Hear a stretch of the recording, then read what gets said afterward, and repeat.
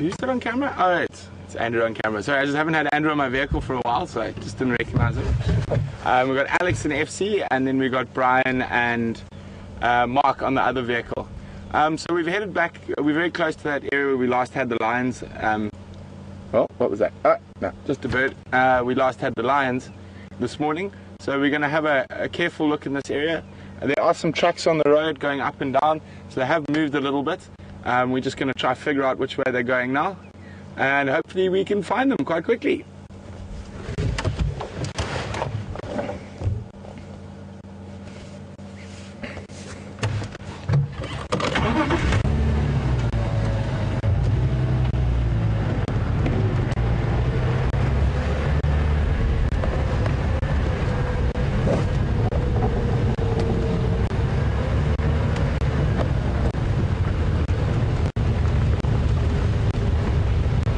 So we left them lying up right here. As you can see, they're not here, and they might not have moved too far. I did hear.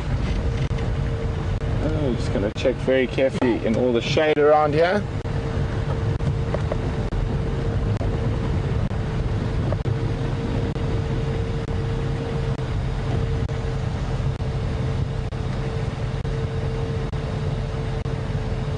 So the tracks cross straight north here.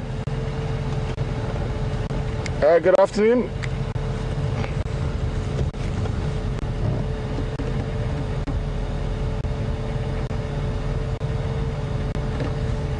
I left her off Gorrie Road in the drainage line that flows out of Buffelshoek Dam. I'm going to head to that last position where I lost Krula and try to relocate.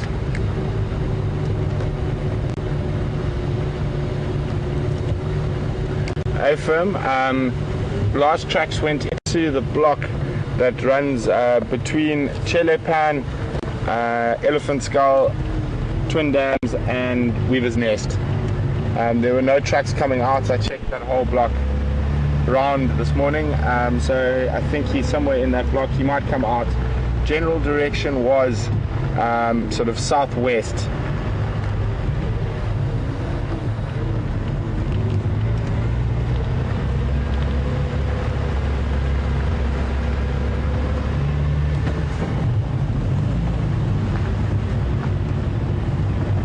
Copy, I'll keep a close lookout for tracks in that area. You might have moved later in the morning. I was there quite early. Oh, sorry, wrong radio. Oh! Yeah, keep a close lookout for tracks in that area. You could have moved towards Treehouse later in the morning. I was there very early.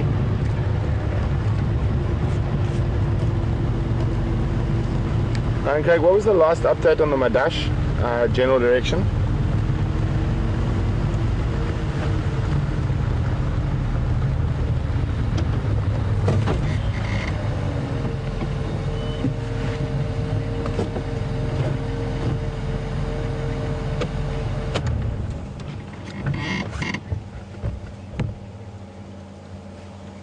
Copy, thanks. You see it? There's a tree agama that's sort of not on a tree.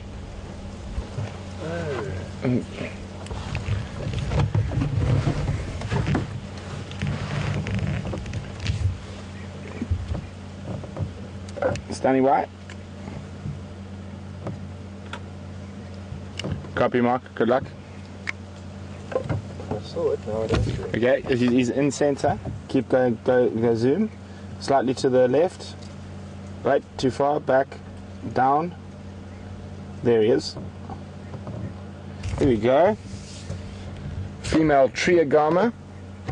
Obviously caught crossing between trees, so she's keeping still as her defense mechanism. The males are quite striking with that bright blue head, but this is a female.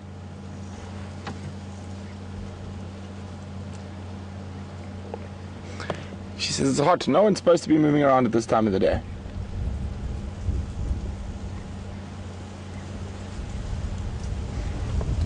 So we're not going to stress her too much. Let her get to a tree. She's just keeping still because we are close to it. There we go. Off she ran. Using that reptilian stillness as a defense. So we're just going to double check here on those lion tracks. There's some old leopard tracks here as well. They cross straight north into Buffalo's Hook, unfortunately. So what we'll do is we'll just make sure they haven't crossed back towards the dam as it got warmer during the day. And if we have no luck on the tracks here, we are going to make our way to see if we can find Karula again.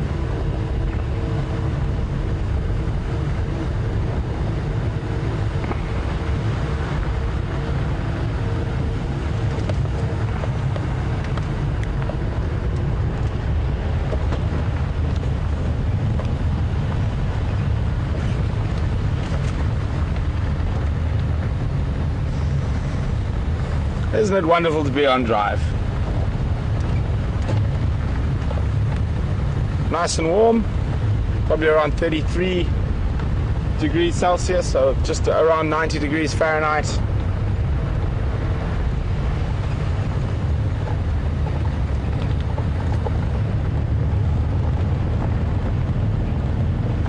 Slight breeze, nothing too stiff.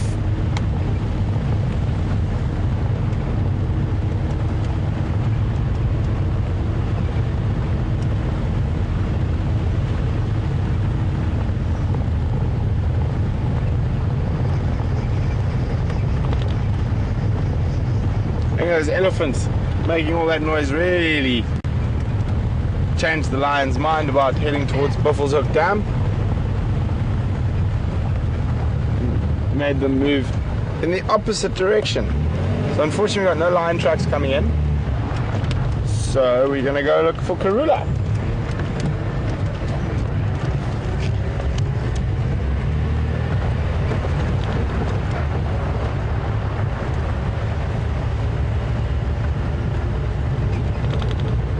Amazing how quickly the bush is drying.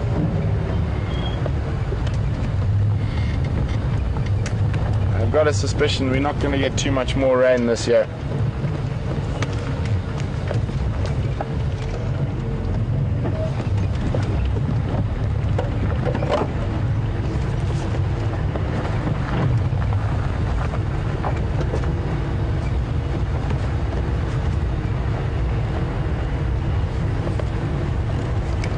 Copied as well, just let me know when you need a link.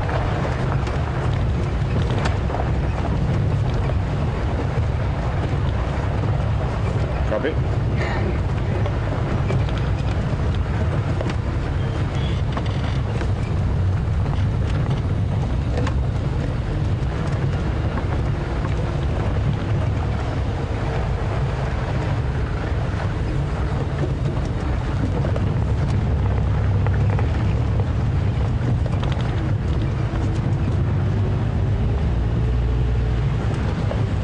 So we'll have a quick flyby Buffalo's Hook Dam, see if there's anything there, and then we'll head down into the area where we last saw Karula this morning. Hopefully she hasn't moved too far, but as we all know, she tends to move quite a bit during the day.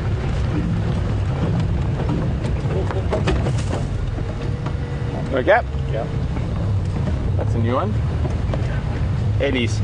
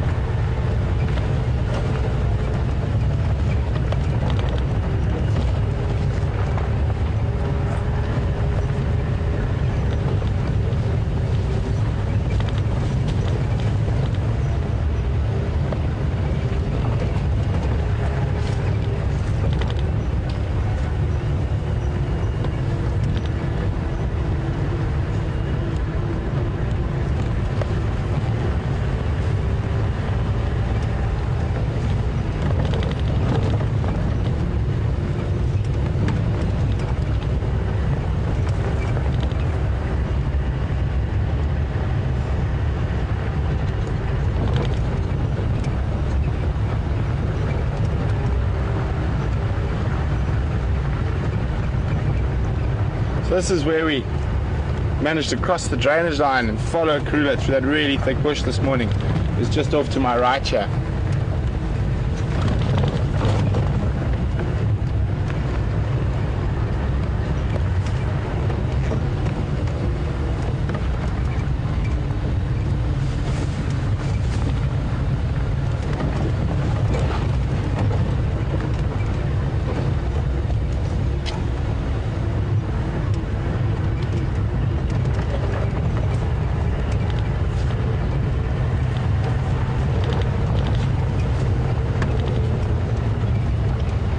Buffelshoek Dam, where it was all on the go this morning.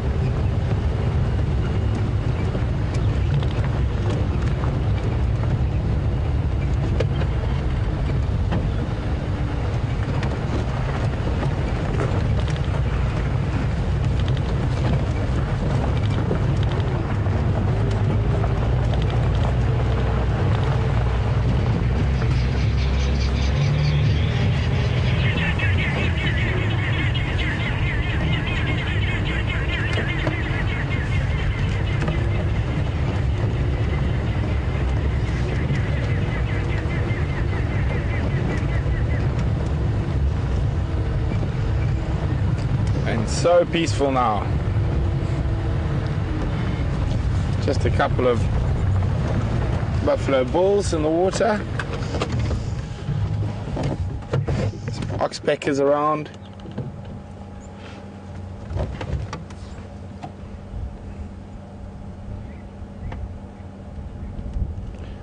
Very tranquil scene in comparison to this morning.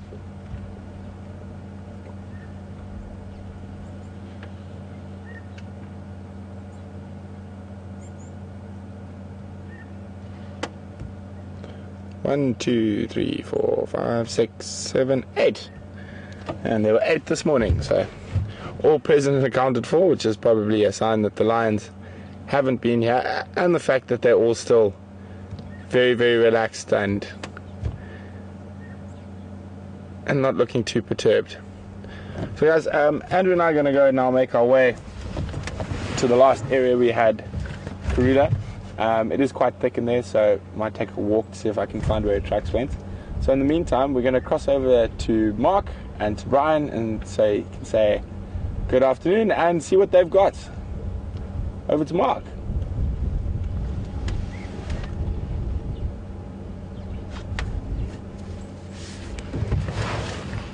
Two, one, mark your life, mark your life. Good afternoon everyone, welcome to Djuma Game Reserve, welcome to our special little waterhole here at Djuma, known as Gari Dam or Djuma Waterhole. Wonderful scene here this afternoon with elephant, buffalo, hippo, kudu on the dam wall, nyala, impala in the background,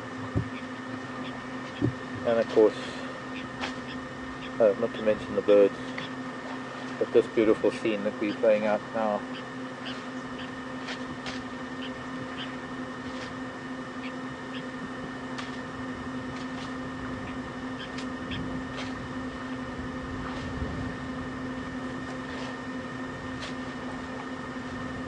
My name is Mark, and Brian is with me on camera this afternoon.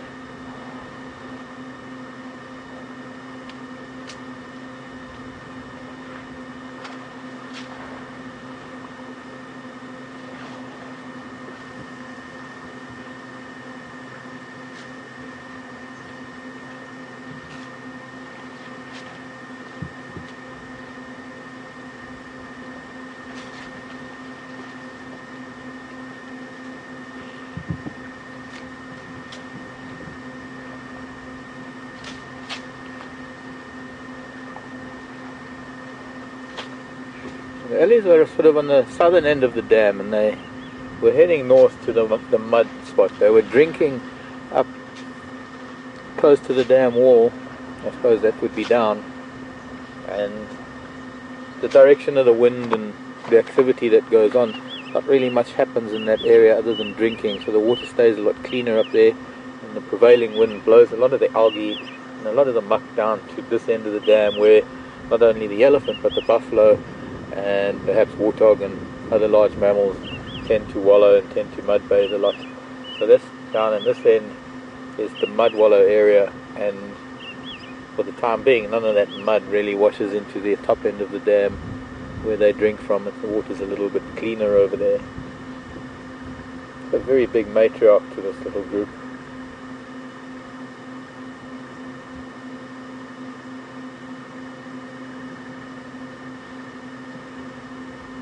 And she was quite bold about moving the buffalo away from her family so that she could get down to the muddy part of the dam.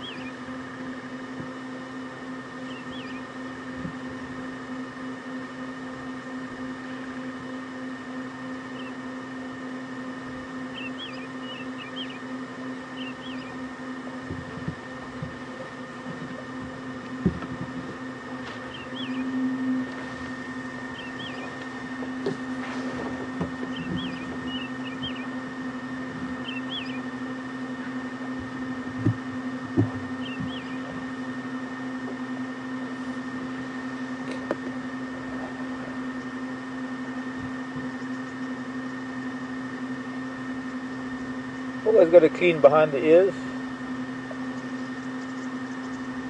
Must have a bit of an itch, I think.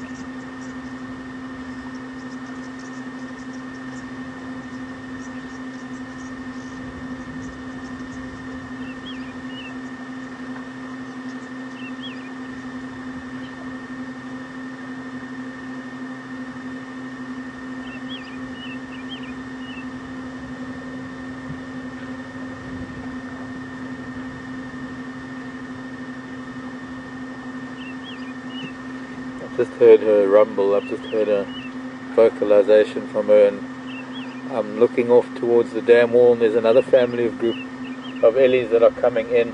None of her children, none of her herd reacted to her rumble. They all stopped and listened. Of course we can only see her on camera, but they've all spread out, they're all feeding, they've had a little bit of water, they've had a little bit of a mud bathe. I'd like to maybe try, this pan, we've got hippo, buffalo, nyala that are drinking kudu on the dam wall as another female brings her family group into the water. We're going to see the same thing happen here. Hopefully they're going to come down and drink and then move along maybe to the mud. But that might change because the other female, the one we've been watching, her youngsters and her daughters are starting to move towards this herd that are coming in. Now that little one coming in the spillway, that's a little elephant with some pretty big tusks for a little elephant actually, chasing off two little nyala, a nyala and her lamb that were drinking. Oh, that's the little floppy ear, that one that's got the little floppy ear, we've seen her before, her.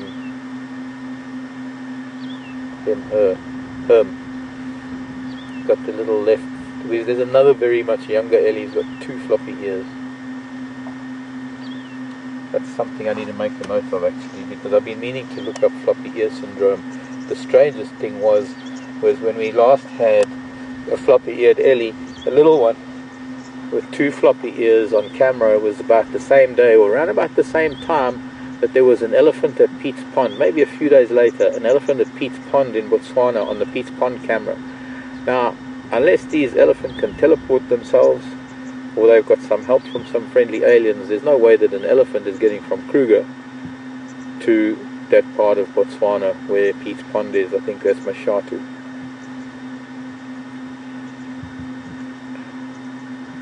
It's not impossible, it's just that there's just so much city and humanity and industry in between that it would take a very long time for elephants to go around up north to the Zambezi River, and then, or even the Limpopo River, and then around. This is very interesting.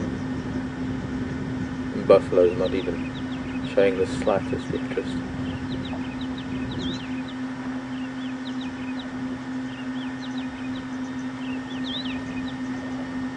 And now he is. At first he just lay there chewing the cud in front of her, but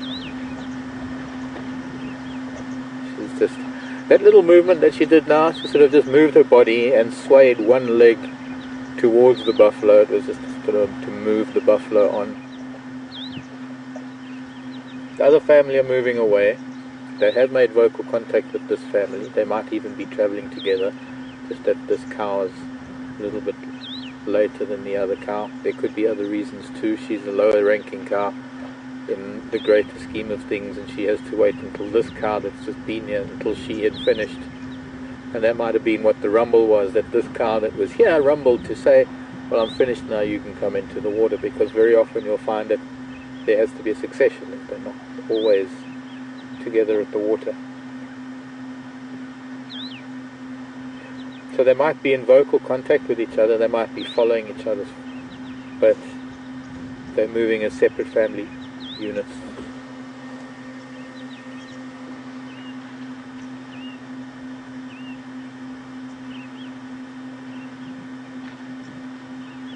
RC wants to know what bird it is that's seen. RC, I'm not sure, I've just seen it just flown over. I'm not sure if they're pipits or long claws.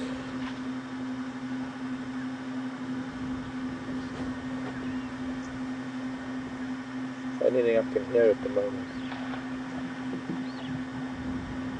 This has also been the herd of buffalo with a very young bull. Not the very young calf, but a young bull that's with them.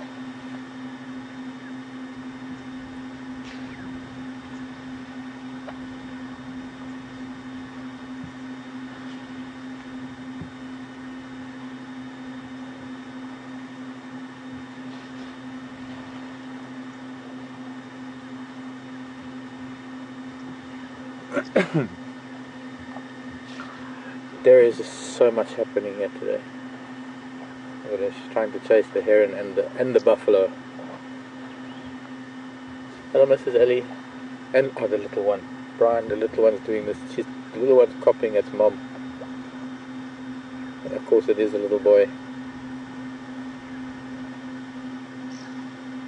Now they are splashing water where they're drinking. And even another family may be coming in at the back, unless it's the lagging little boy. But they're drinking and splashing in that side of the dam, and they're probably going to come over here to do a mud wallow. And I got a question from David. And David is in Miss Jacob's class in Assumption in Illinois. And it's really good to hear from you, class, all of you all you all.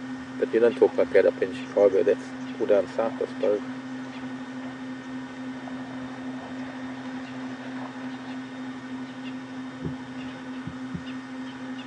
David was asking, how long does a baby elephant stay with the family?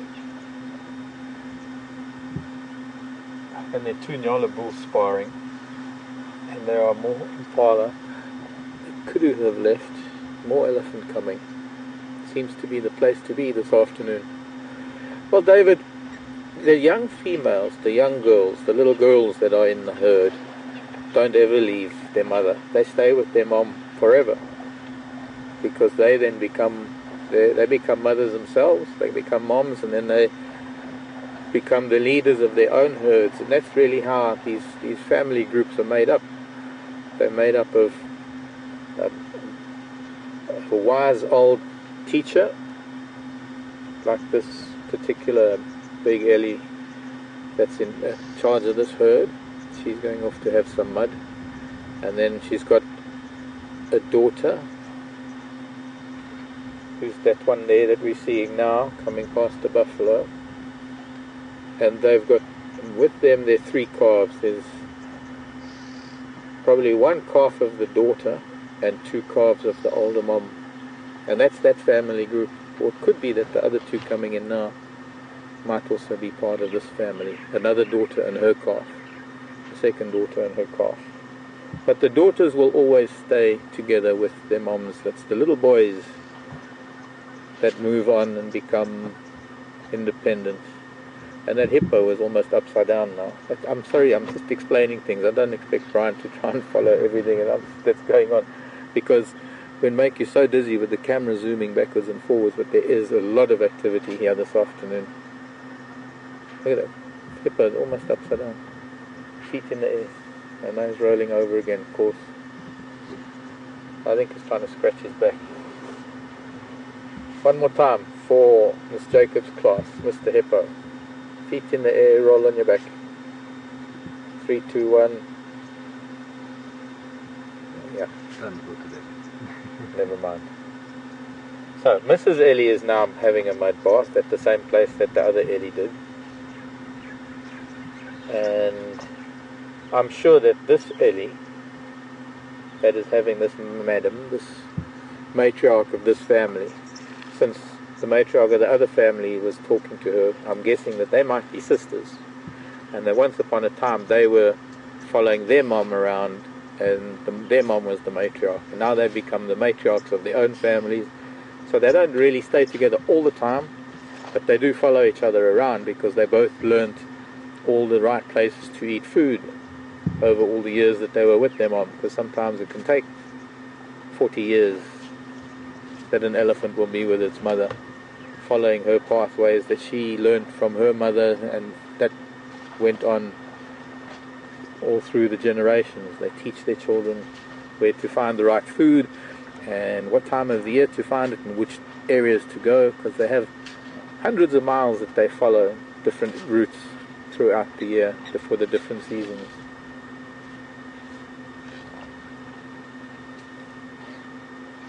Little boys, the young boys, they start leaving, they start lagging behind the herd, and they will leave the herd probably about the age of, I suppose, about 15 on average. That's never a set age. Sometimes younger boys will go and join up with older bulls at a younger age, and sometimes only when they're in their later teens.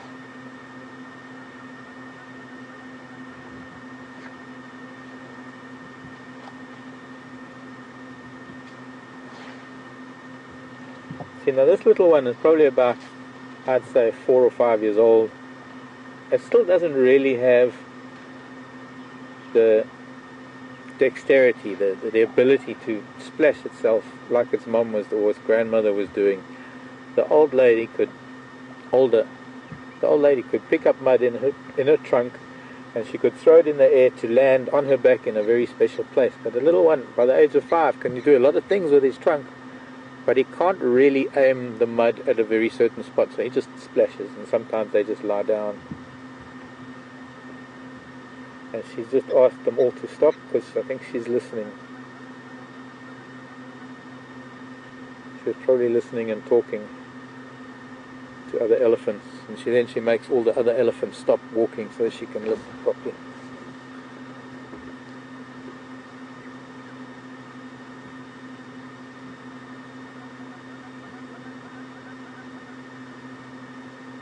That would be quite a nice time lapse. Ellie's flowing in through the spillway, chasing buffalo coming past, mud past. So.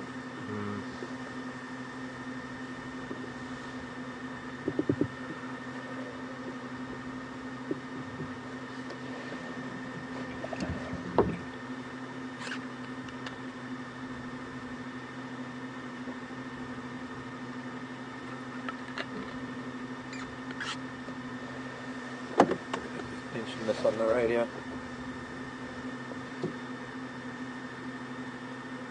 Afternoon station, some in Love, leaving Djuma Dam, heading east up towards Mvubu Road. Also Nyari and Mvubu and a lot of other general at Djuma Dam.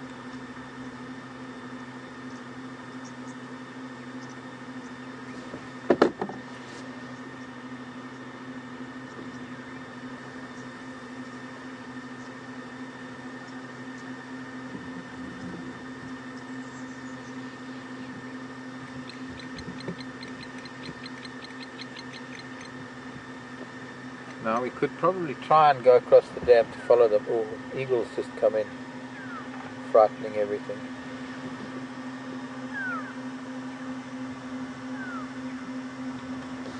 Distant call of the lorries.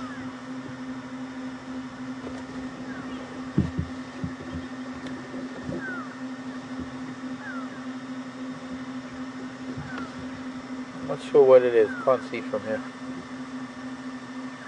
Oh, it's that pale Wahlbergs. It's our friend, the pale-faced Wahlbergs, coming in for a drink. And maybe a bath, too.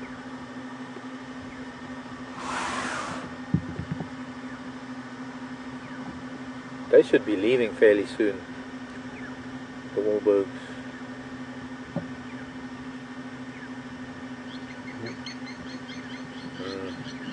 Blacksmith lapwing doesn't like that because the Wahlbergs is a bird killer,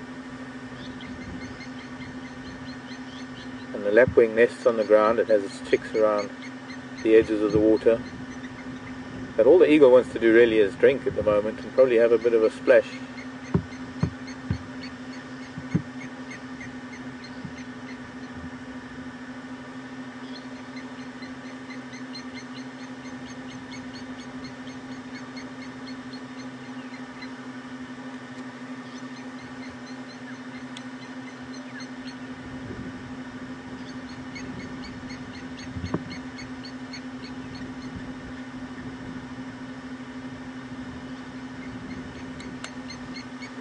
Takes us out.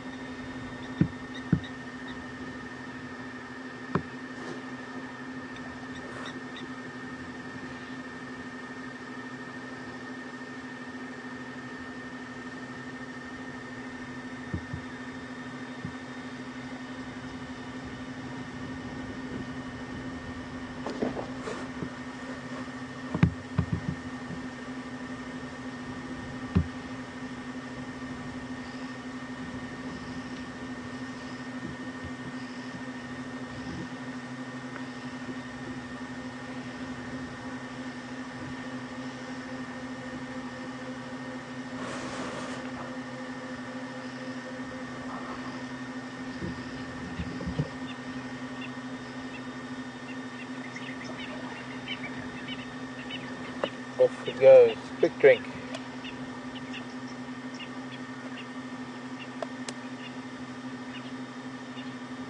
Oh, could have just appeared from nowhere.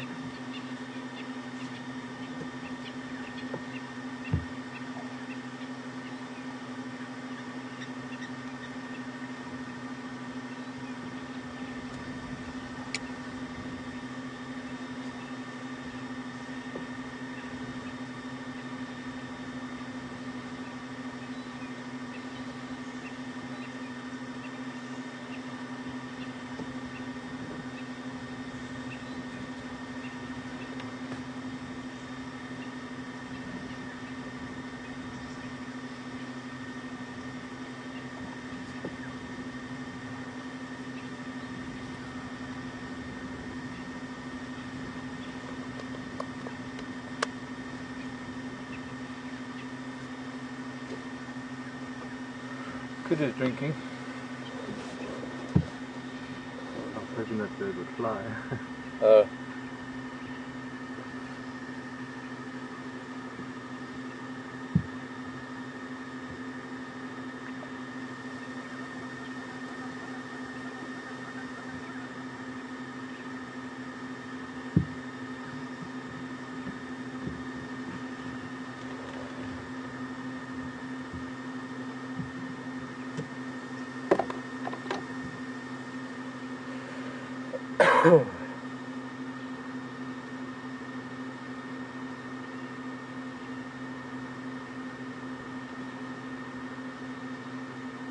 Good afternoon, James.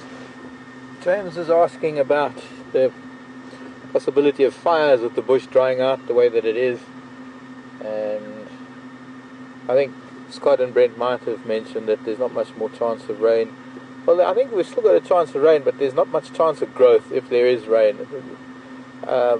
What rain will do now is it might give the appearance of greening up a little bit, but all it is, it'll be the leaves. The leaves of the grasses opening up, and the leaves on a lot of things that are wilting, that seem to be wilting, that are hanging in this heat. There are a lot of these little plants in front of us. In fact, what the rain will do is it will open it up and just feed them a little bit.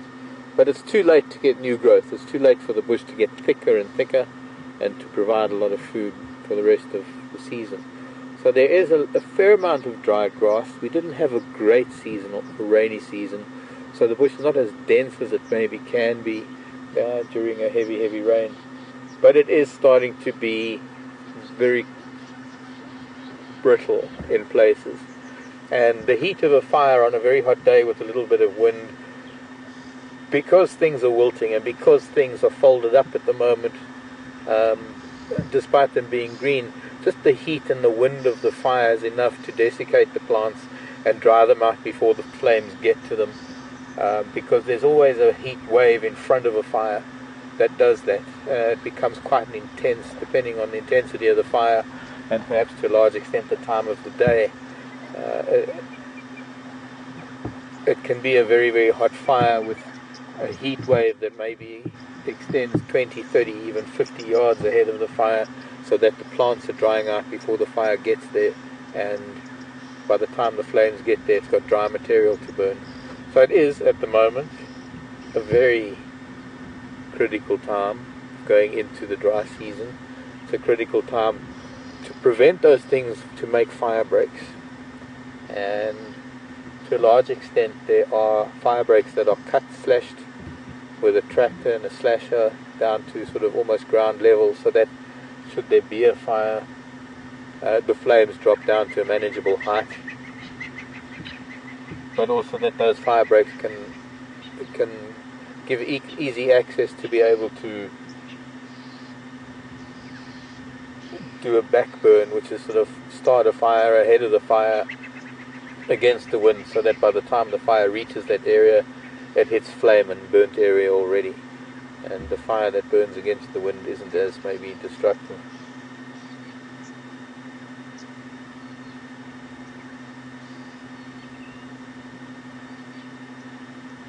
But yes, there will be fire breaks that are burnt on certain roads, along certain boundaries. It becomes the responsibility of every landowner. If you own property, whether it is a farmland or a natural area, it's really the responsibility of almost every landowner to ensure that there are fire breaks around their property. However, it does become a little bit different.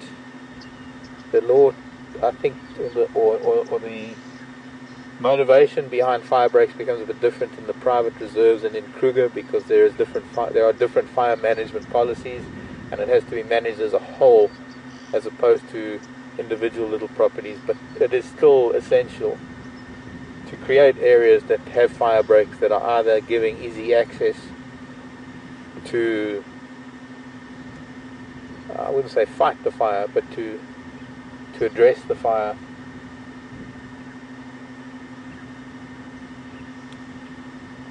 as well as easy access to do either anti-fire measures or to fight it, I suppose. Fire is a part of nature. There will always be fire. It's something that nature has learned to live with. It's something that is sometimes crucial, vital. It can be detrimental if areas are burnt at the wrong time of the year. You've got to remember that there is hopefully a large seed load of grasses and plants lying dormant underneath all this dry matter, and it needs the animals to move around to stomp the grasses and to flatten the dead twigs, to feed the soil so that those seeds can get food when they germinate. And a fire can destroy all that. Although in some areas, of course, especially down in the Cape, there is an area where fire is crucial to the ongoing survival of many species of plants, and it's probably one of the most diverse botanical regions in the world. Australia's got some plants in some areas like that too.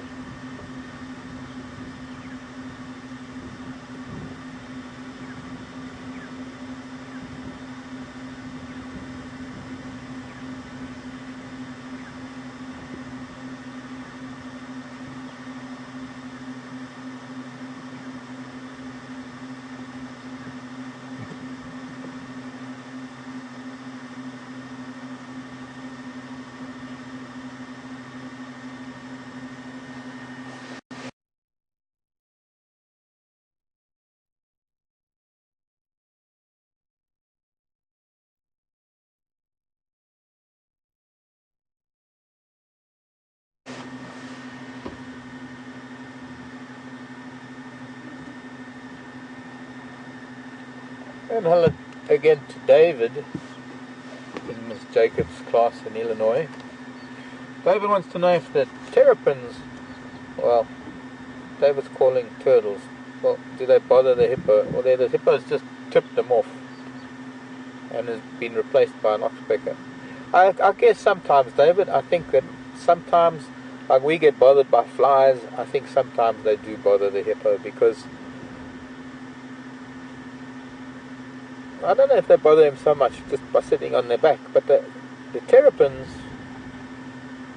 eat ticks and other things off of the hippo, and sometimes if there's scratches and cuts on the hippo from fighting, then the terrapins can bother the hippo that way by nibbling there. Generally not. Most of the time they're not really bothered because they're sleeping and the terrapins sit on their backs. But I'm sure sometimes it gets ticklish, because even now the hippo looks like it wants to get rid of the two birds that are called oxpeckers on his back. And David was also asking if the hippo bothers the buffalo, or the buffalo bother the hippo. And sometimes, David, sometimes they do. When the water gets smaller and smaller and there's only a little bit of mud, and they've all got to squeeze into the same little bit of mud, then their personal space gets a little bit invaded. But I think now, at the moment, I think everybody's quite happy to be... I think there's something about that hippo's back. He doesn't like things on his back. I think he got nipped by a terrapin there. Oh, underwater, you mean? Underwater, yeah. Yeah, could be. Because the terrapins will also take ticks and things off of the buffalo. You'll often find them swimming around these big animals lying in the mud. But I'm sure they can nip quite hard sometimes. And they take this a little bit too much. Get a tick and a little bit of skin. Or a delicate area. Yeah. Like the tummy. Or under the arms.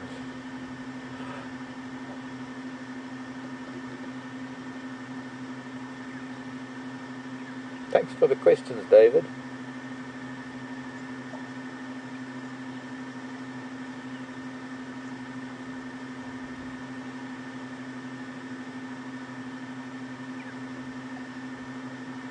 I think it's like we get bothered by flies sometimes.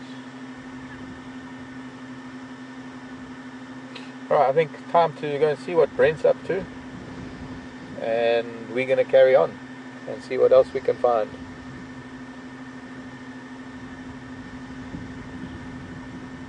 Oh, Brent's off the vehicle. Okay, I'm going to show you something then. Never mind. I'm going to show you. I brought something along on our drive this morning, but especially since I've got the class with me, I think you might all be interested in this. This is a bug that everyone might be interested in. I was asked about the bug some time ago, and although I haven't got a really great specimen, I think it's going to be good. This is what we call a water scorpion.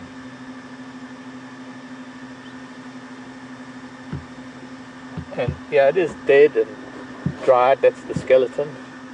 So well, this is now time for Remarkable Creatures live on WildEarth. And this is a very, it looks like an alien, doesn't it? Yeah. This is a rather large bug, and it's commonly known as a water scorpion, but if you count the legs, it's only got 3 pairs of legs. So it's an insect, and it's not a scorpion, which is a spider family. The scorpion belongs to the spider family. But now this, unfortunately, because they're not easy to come by, you can't find them very easily. I've got another one, actually. I found 2 on the same day, so there must have been something going on that made them fly around a lot that night. And these 2 must have hit a light and landed on their backs. You see, they live in the water and they can fly around in the air, but they don't do very well on land. They're kind of like a water scorpion out of water. Not quite like a fish out of water, because they got legs, they can move around, but they need to take off and then fly and then find water, because they need to live in water.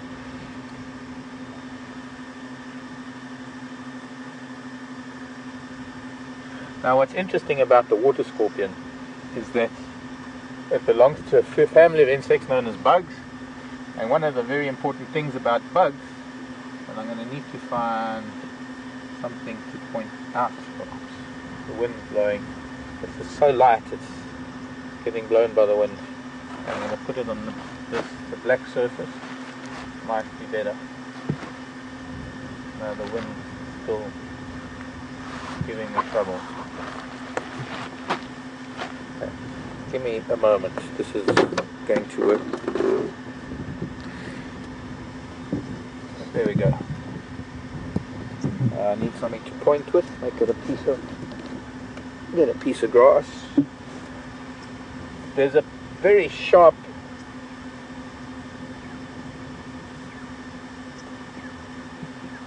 you can see right next to this little piece of grass there's a very, very sharp, it's almost like a straw, and that is what makes a bug, because they don't have things to bite with. They don't have like jaws or anything, they just have that.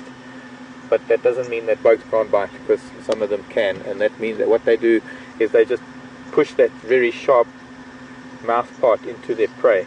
Also what these things have is these very, very big front legs. You can see the very, very, it's like, what do they call those? Praying mantis. Biceps. Not biceps. Yeah, your biceps. Yeah. Because that is the upper arm, and then there's the forearm. But it is very much like a praying mantis. You're right, Brian, because that's what they do. They catch fish, they catch tadpoles, they catch anything that they can underwater, because they live underwater. But one of the most fantastic things that there is about this, as you know, and Ms. Jacobs will probably have taught you, that insects don't breathe through the mouth. Insects breathe through a hole in the abdomen, and the abdomen has segments. There are different segments of the abdomen, and on the side of the abdomen there is a hole, and that hole that's where an insect breathes. So for this insect to be able to breathe underwater, well, it doesn't really breathe underwater because it breathes air, it doesn't breathe water, is it has a very, very special pipe that links all of those holes on that side and all of the holes on the other side, and it brings them together almost like a straw that is cut down the length in half, and then they come together, they make like a tube, and it sticks that tube up, so when it's sitting in the water, it sits with its tail in the air, and it breathes its air just through that tiny little tip of the tail. And this one, which is slightly different, got a little bit more of a breathing tube. You can see it sticking out at the back there. You can almost see the two parts of it. Maybe I should bring it closer. No. No. I won't be able to get focus in a second. Where's your closest focus? Okay, I'm going there. Yeah, there. There. That very sharp thing. Not the leg. Let me move the leg out the way. But there. Now there's another species of water scorpion that has a long tube that's sometimes 3 or 4, sometimes even longer, 5 inches long, and that looks like a sting. It looks like a tail, and that's why it's called a water scorpion. This particular species doesn't have that very long one. There must be hundreds and hundreds of species of water scorpions, or water bugs we call them, and they all eat other insects. They all eat fish or tadpoles, whatever they can catch, but they're very, very tiny ones. There's some that might even find their way into a swimming pool, and you might find them, and they may be as small as a fly, or even as small as a flea, in fact. And they can give you a little bit of a nip, because they'll try and get your blood. But generally what they're looking for is they're looking for mosquito larvae, so these are very, very helpful insects. Not only because the very small ones can actually keep mosquito populations down.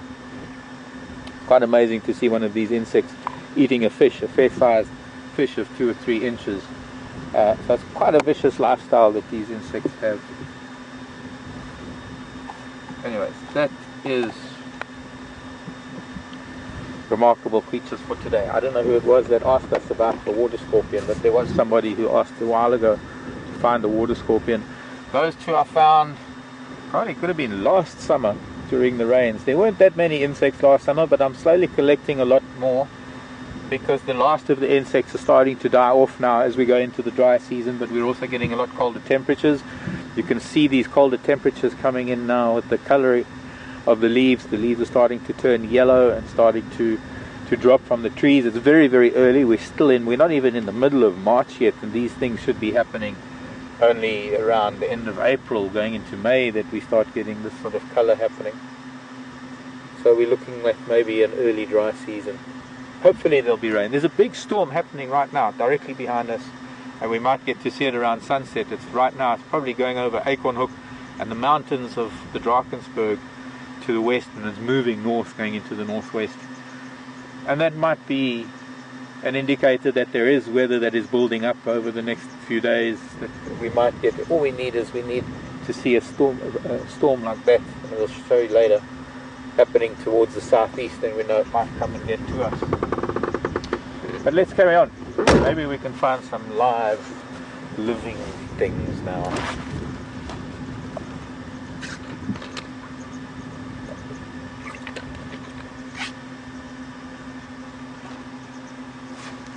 Oh, I'm nearly gone. I see the thumbs had a good rest. Was it hard babysitting the thumb?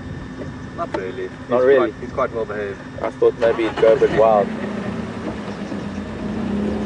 So let's go see what Brent's got to do, got to say, got to show you, or what to tell you. He's been looking for the lion from this morning. And, well, I'll see you in a little while.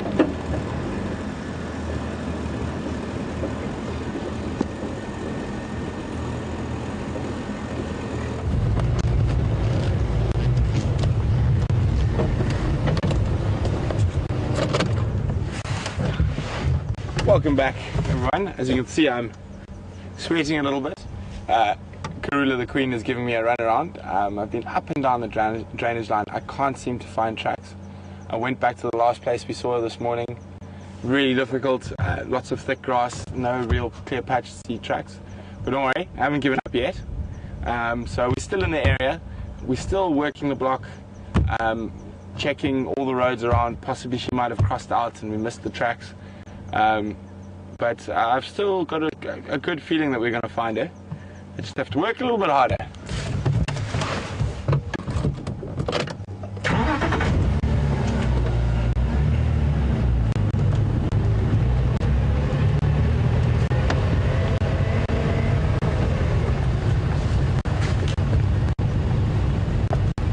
The other thing is that if she is,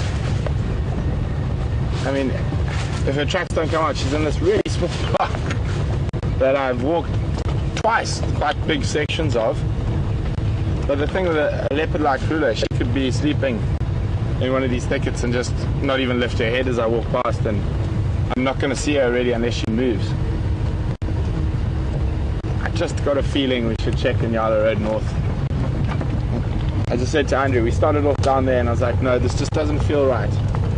Trust the gut, as Andrew said. So we're coming back to where we've been, but it feels right, whereas the road didn't feel right. Sorry, I'm being mauled by flies. And my ears are going to start looking like that hyena shortly.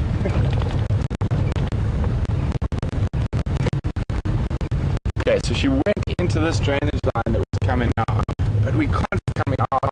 Maybe he's been walking top. We're just going to check very carefully.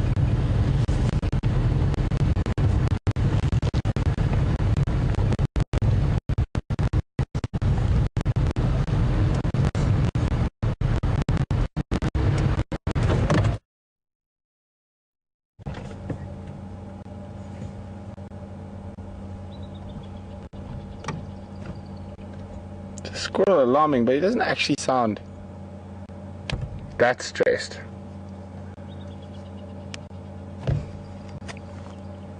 I don't know if you heard this morning when those squirrels saw Karula, they've made a hell of a racket. Let's keep going. That alarm for me sounds more like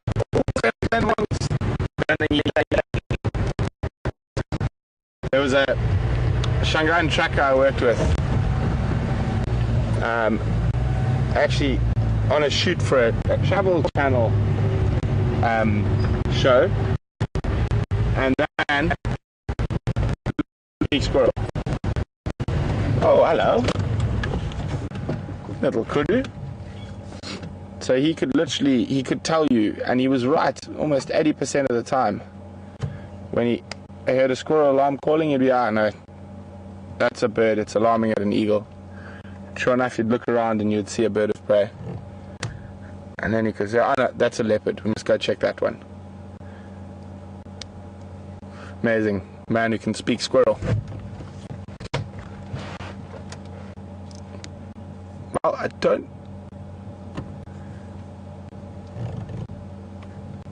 That's amazing ears.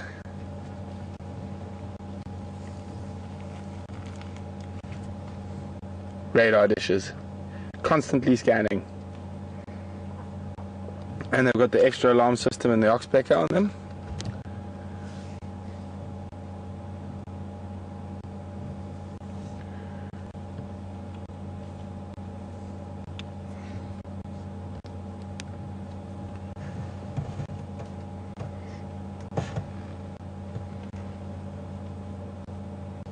Such graceful animals.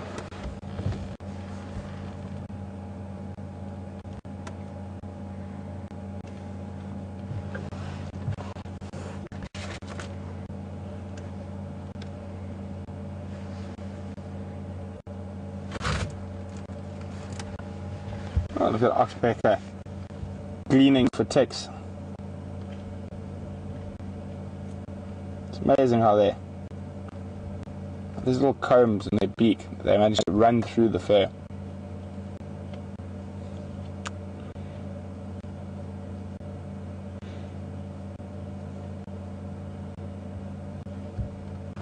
We could use go spot Krula and start barking so we can find her.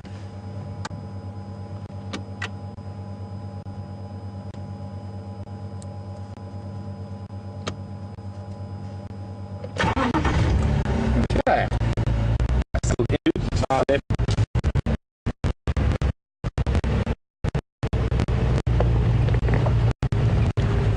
Strange how some days all you wish for is a kudu. And now, when we're tracking, a nice interlude into the experience. The squirrel was alarming around here, but as I said, I don't think that was a leopard.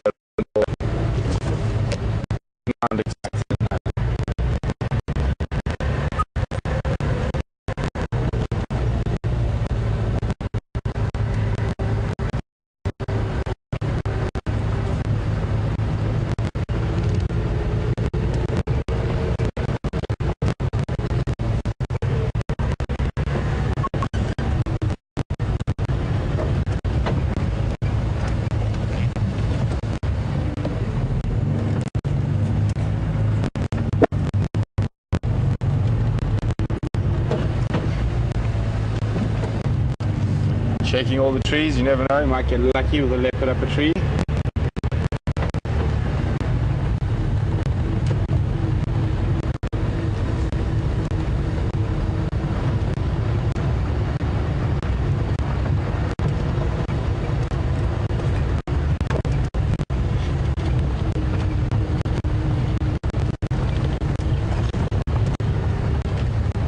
Oh, slender mongoose.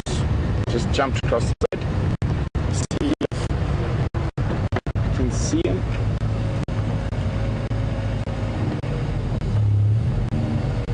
Okay.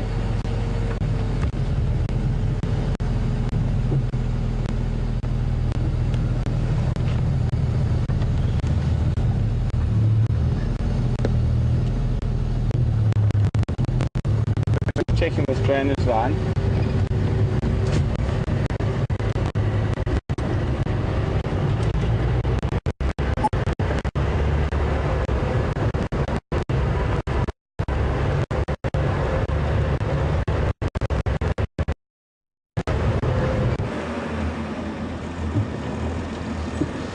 Welcome back, everyone. I just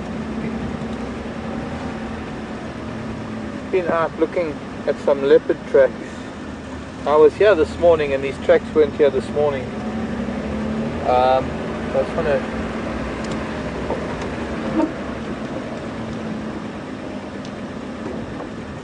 I suppose make it easier, make it quicker, use the vehicle to have a look. Because it seems this cat left the road briefly, and I would like to walk each of these roads and turn rather than drive them. Driving them just wipes out the tracks.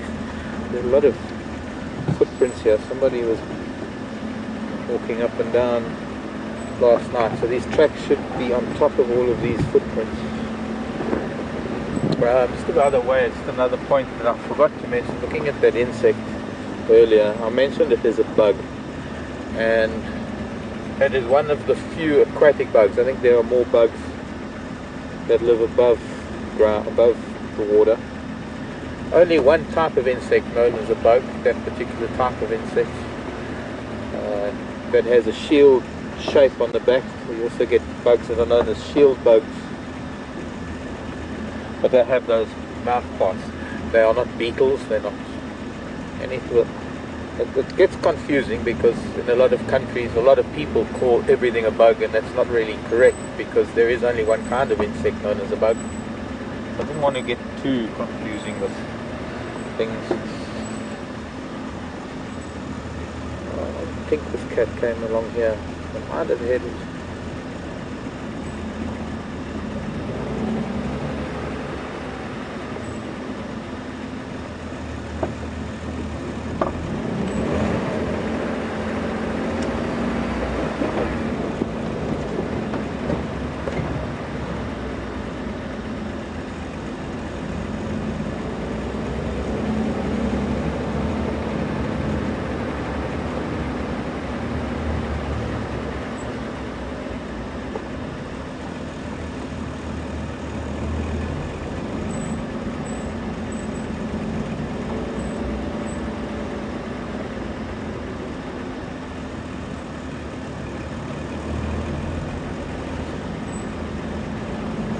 Morning to Kathleen in Nebraska, morning to you, afternoon from me.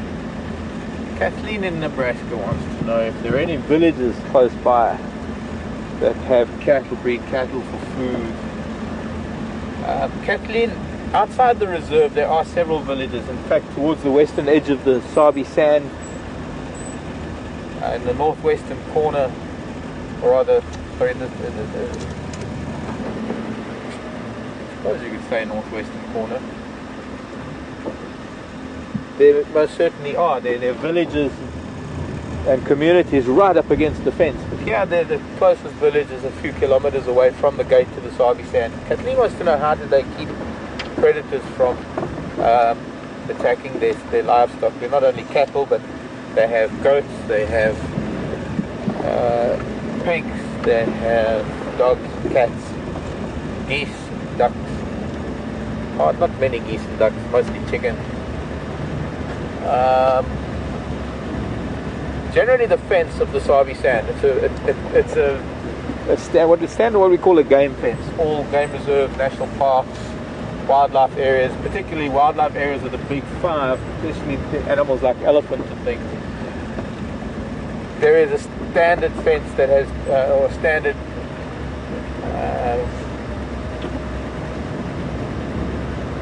I guess a standard fence that has to be built to be able to separate the wildlife from the human communities, and a certain number of electrical wires on both the inside and the outside of these fences that stop the large mammals from breaking through. There are always animals that break through. There are always animals that are small enough to get through despite the electrical wiring.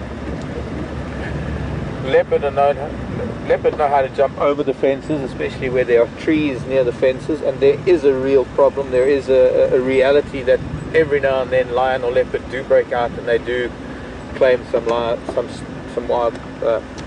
domestic stock. It's not as bad as some parts of East Africa, where some of the reserves and wildlife areas are so vast that they can't possibly fence them. And so you have communities living with the wildlife. I mean, I've lived in a number of places in Kenya and Tanzania where there seems to be some sort of, well, I suppose Africa has lived with wildlife, human Africa has lived with wildlife forever. It's only since the settlers came in that it changed, really. And in the process, humans impacting onto wildlife areas with agriculture and farming, and just, we know what that's all about. So there is always conflict, and unfortunately that just gives the humans an excuse to go out with guns. It's really sad. So this cat didn't come this way. Hyena came this way. Could have maybe only gone down towards Philemon's cut line, or straight across the open area. Another possibility. Excuse me, don't.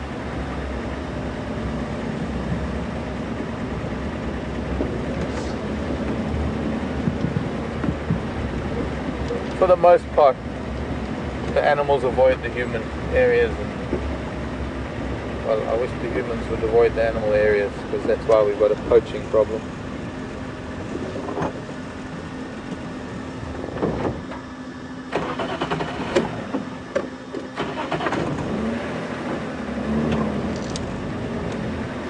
It's nice and cool with a little bit of cloud.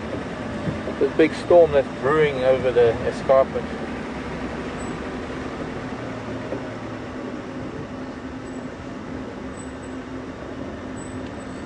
So I think we might head back to Brent for now. I'm going to follow up on these things. I might need to go for a bit of a walk to see where these tracks went to. And we'll see what Brent is up to.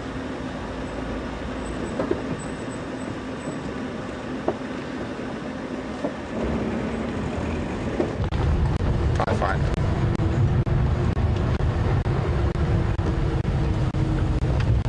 Welcome back, guys.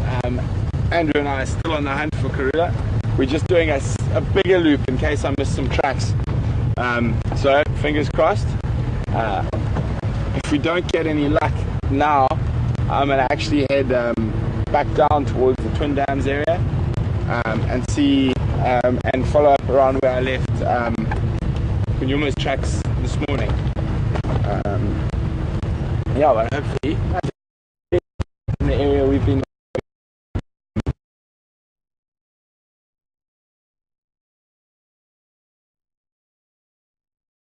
Dam as well, see what's there. There were some buffalo there. I forgot we did see buffalo.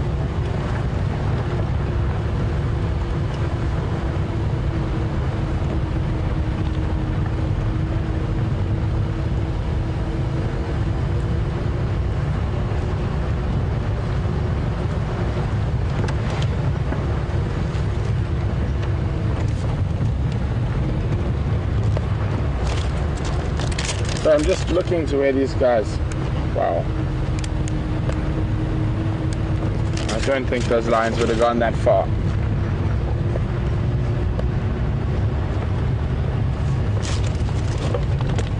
Oh, wrong radio. Antelope that occur in Africa, apart from the 5 that occur in Southern Africa. The 5 in Southern Africa are kudu, inyala, bushbuck, eland, and Silitunga. Sorry, what did I say? 3, 4. There's 4 others. I nearly caught myself out there. Alright, I just need to check what's happening in Buffalo's Hook. There's people following line tracks, and I'm trying to make sure that, see if they come towards our boundary at all.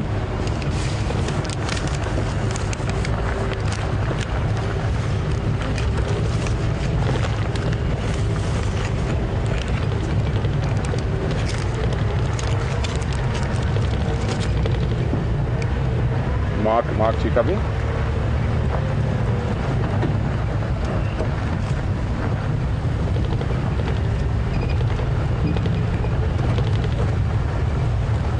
What area are you working at the moment?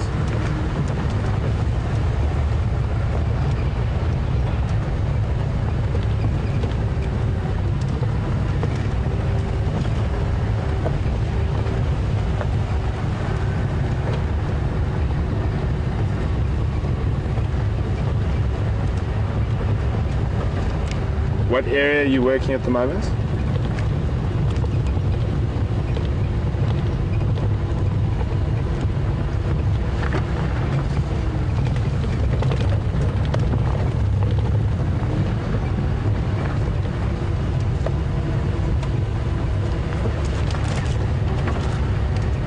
Mark coming.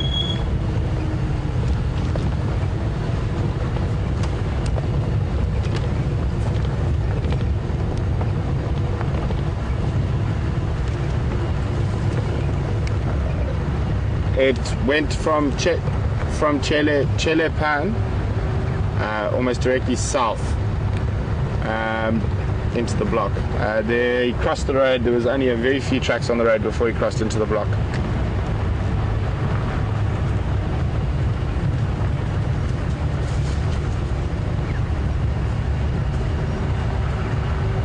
Probably, yeah, that could quite easily be him. What, are you still in that area? Because we've checked this area around Karula. I've gone around and around, and I've checked for tracks in the drainage line. I haven't been able to find anything, so I think I might make my way out of the area.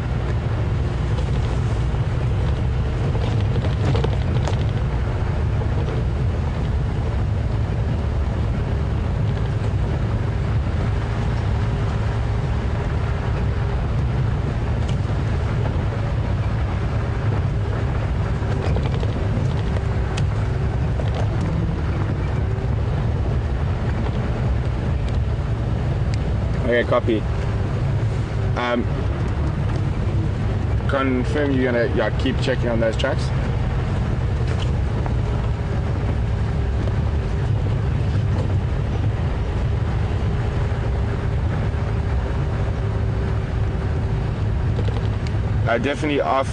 Definitely would have been after. He was on a bushbuck kill for 3.5 days in the same position off Nyala Road South.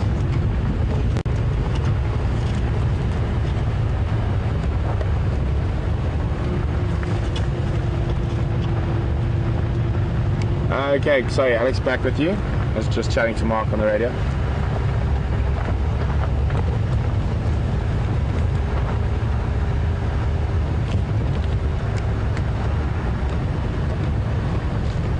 What's the last one? Can you spell it for me, please?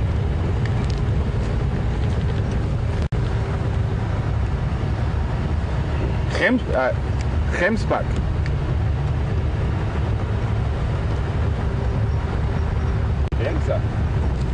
The new one. Copy, I've never heard of that species before. Okay, are there any other answers in?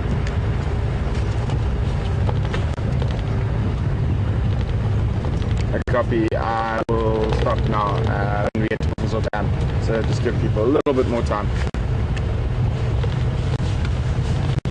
So we've got some answers coming in for the other spiral horn antelope in Africa, including a species I've never heard of. But we're going to give you a little bit more time. We're going to go to stop at Buffalo Dam, and then we will see who's right and who got the closest.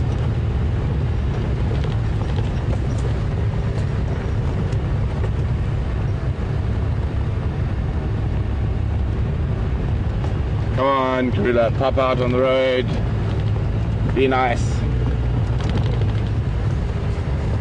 So I think she's still lying up somewhere near on the edge of this drainage line, but for the life of me, I mean, I walked up it, I've walked down it, I've walked through it. I just can't find any tracks. Where we lost her was really thick grass, and I mean, it's very possible that she didn't actually go into drainage line. She just stopped and slept in one of these numerous thickets around here.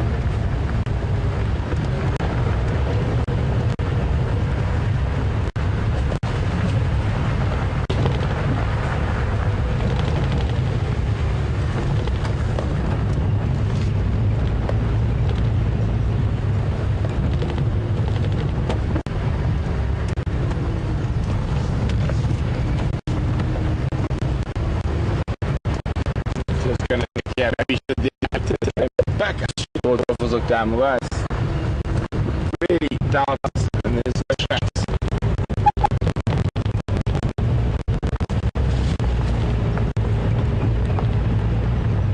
Franklin.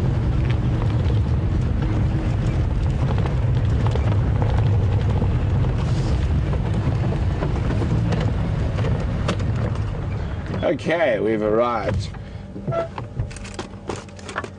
Alex coming. Okay, you can read names and answers to me again, please.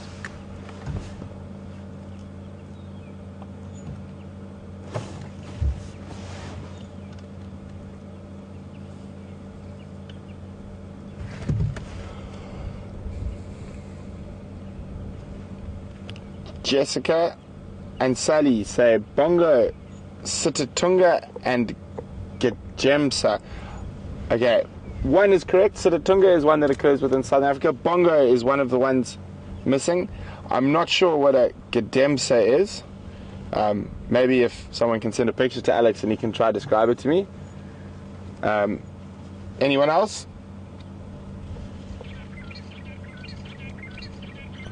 Julia on Twitter, Bongo, Greater Kulu, Gemsbok, and Sitatunga. Again, Greater Kulu and Sitatunga occur within the Southern African sub-region. So Bongo is the only one there. Gemsbok is not a spiral-horned antelope. Very straight horns.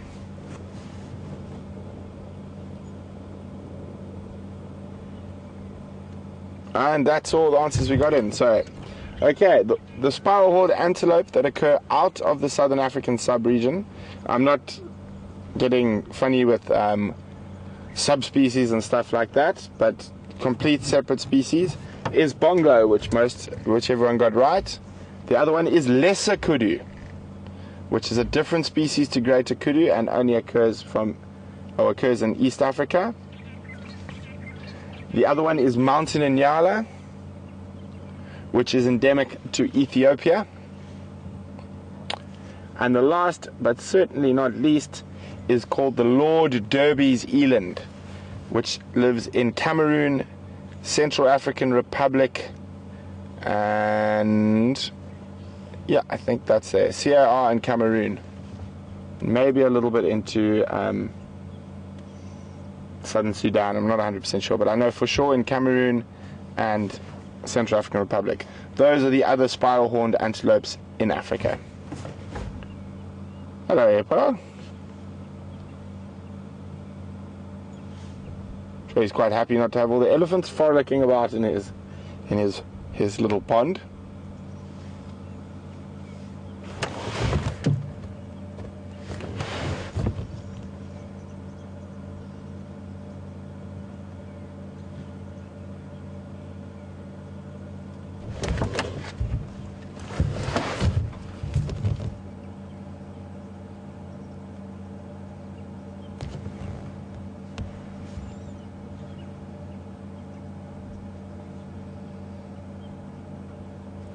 So we're just keeping quiet and listening again.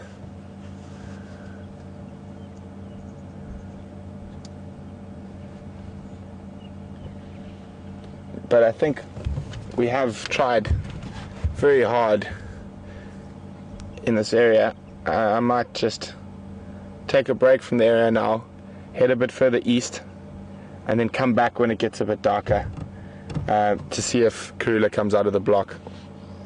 So it is still, even though you can see the light's quite dull, it is still quite warm. Oh! Ha! The hippo didn't like that. The heron tried to land on his back and he decided, no, none of this nonsense. He took offense.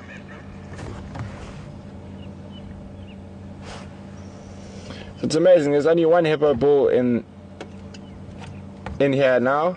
And a couple of days ago there must have been 25, 30 hippo.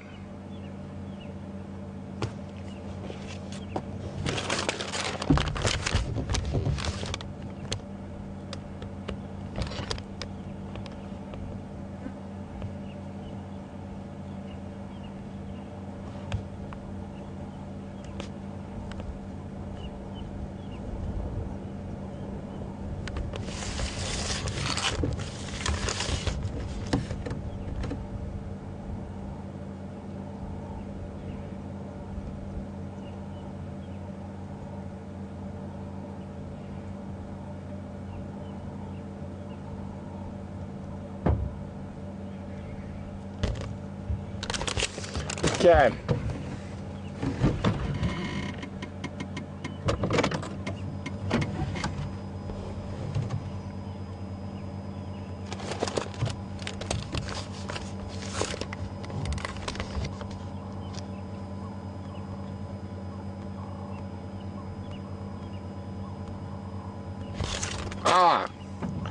There's a lot of people on Twitter saying Gedempse is a mountain in Yala. So you were correct with the mountain in Yala. I've just never heard that name for them before.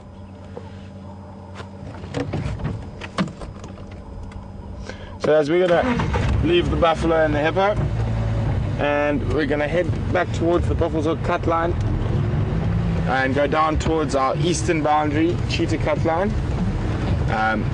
Have a little scratcher on there because the wild dogs that were seen this morning that were lost, their last general direction was towards there. So always worth having a quick poke around that area.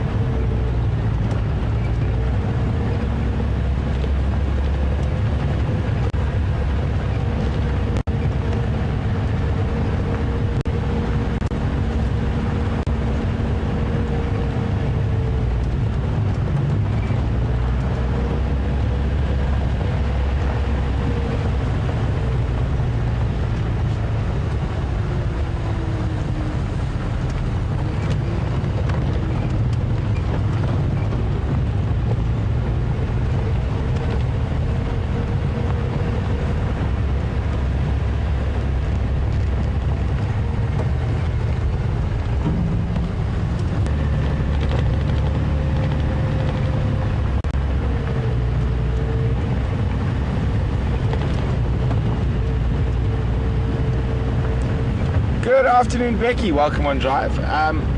Becky's saying, because I've traveled so much, have I ever got to see wild gorillas?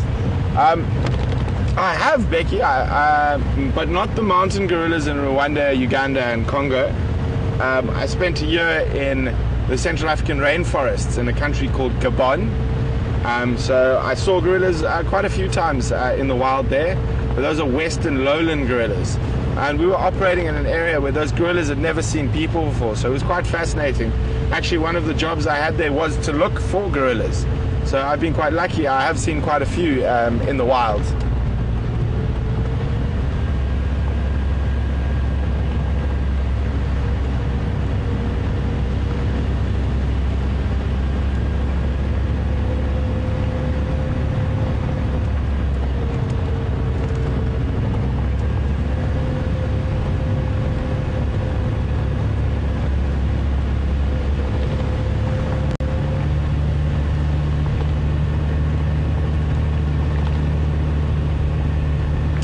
Definitely gotta watch my ears. Those flies have been at them. Don't want them to start looking like that poor hyenas.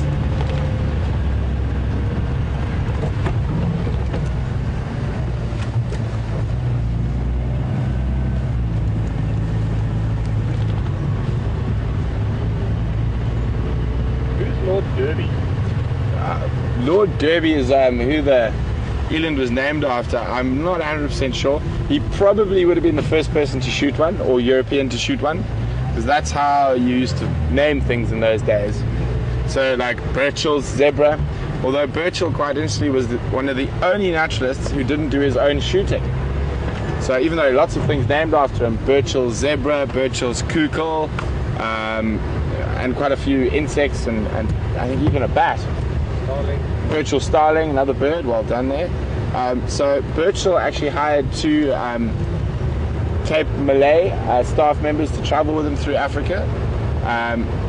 The one guy's name was Klaas, and his girlfriend who did all the cooking and cleaning's name was Deirdrick.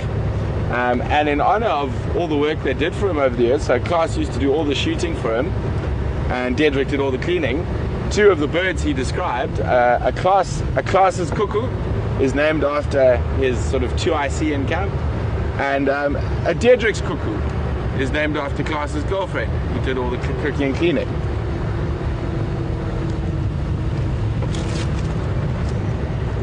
Mark, do you copy?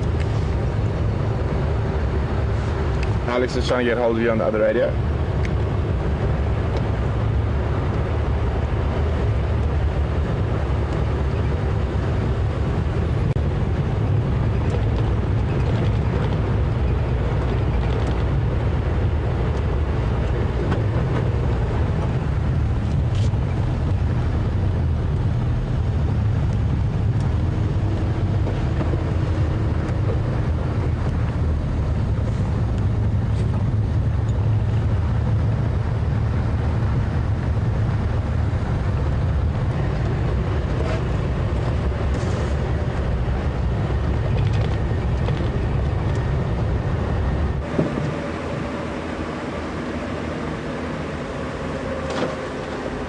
Hi everybody, welcome to this side of Djuma, and this is the Jigger.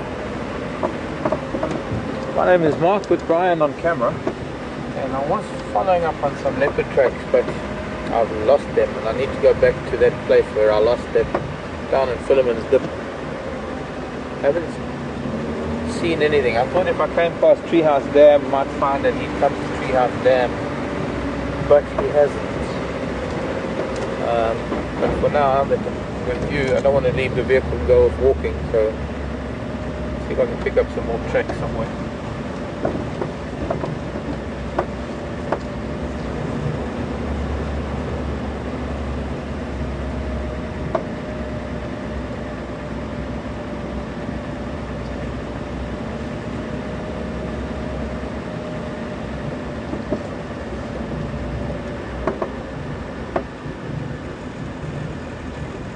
Interesting name that was thrown over the radio that I've never heard of before. Evidently another name for the mountain Nyala.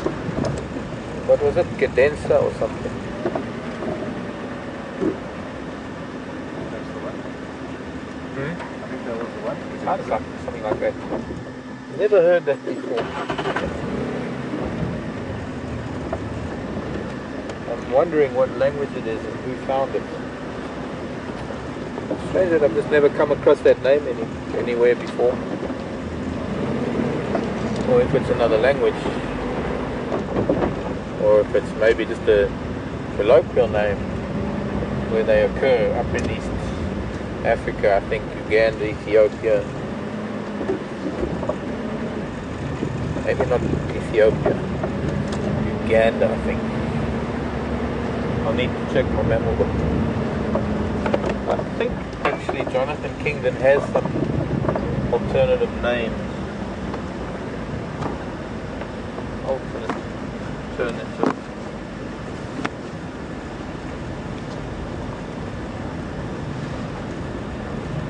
So I wonder where this catch went now.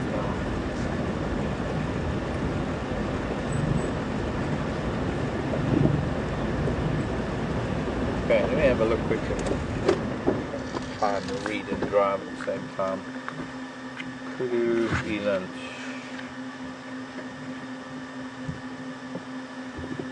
Mountain. Yes, there it is. Shows how much I read my book, innit? Gedemsa with an M, not an N. Gedemsa, the mountain Nyala, up in the Horn of Africa. Formerly that is Ethiopia, the southeastern highlands of Ethiopia. And limited to the Bale Massif, only in Ethiopia, not even in Uganda.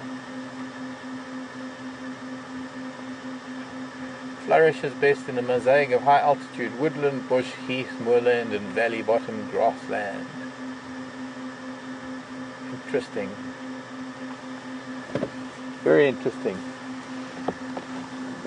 It just goes to show that quite often, as much as one learns about nature, as much as one becomes a part of it, and there is so much to learn in this little world that we live in, that sometimes the greater world out there becomes this impossible task to understand it all and to learn it all.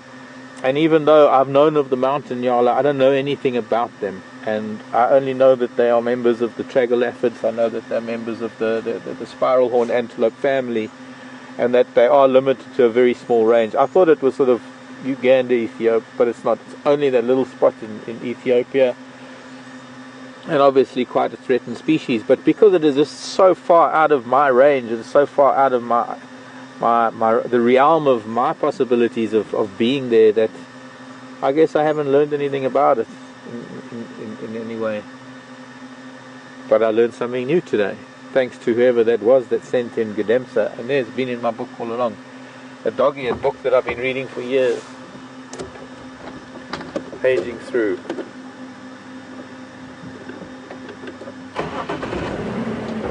Would have taken me another few years to even get to learn that. So thank you to whoever picked that up. Gedemsa. Maybe it's an Arabic word.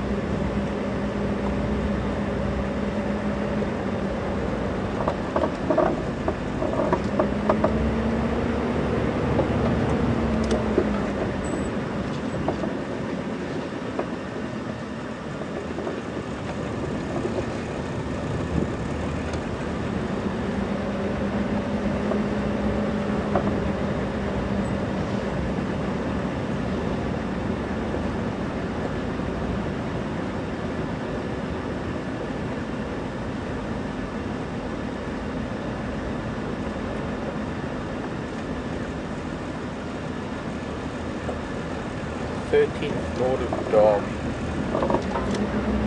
English aristocrat.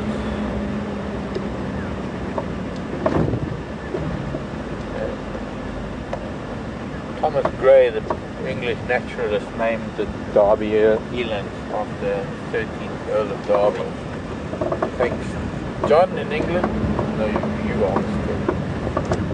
John.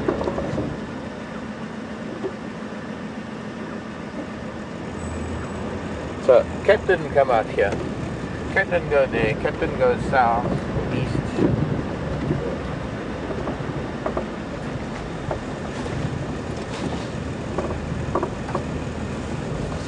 Okay.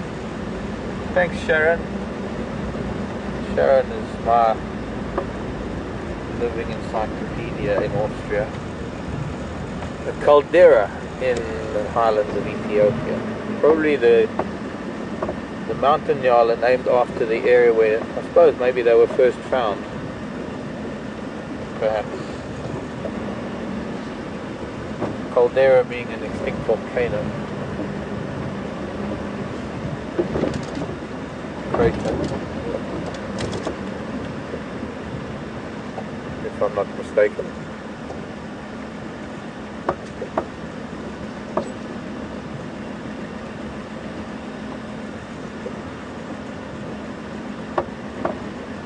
Okay, now that I was just that, whatever that was. Okay, no tracks out here on Rebecca's road, so this cat's still down there somewhere. Train coming.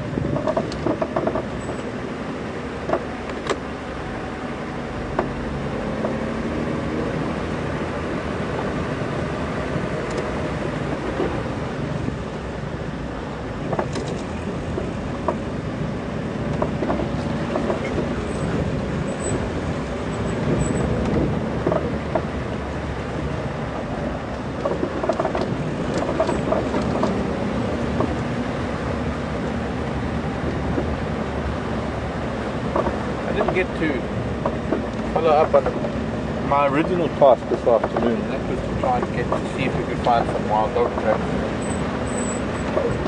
Getting further away from the lip.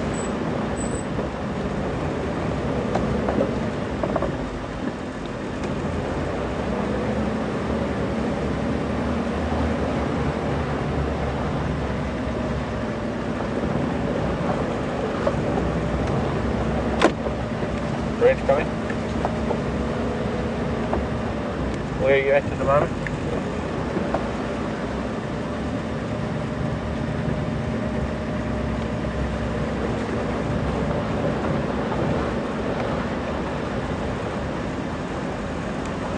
Okay, this cat hasn't come out. It's down there somewhere in Philemon's Dip.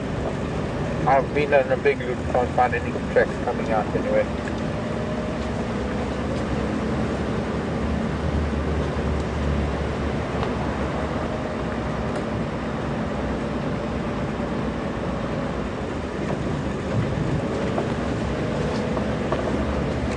Okay, copy. Yeah, I've just did a bit of Rebecca's heading up to Impala Plains, so I can follow up on any production. I'll pop into, pop in there.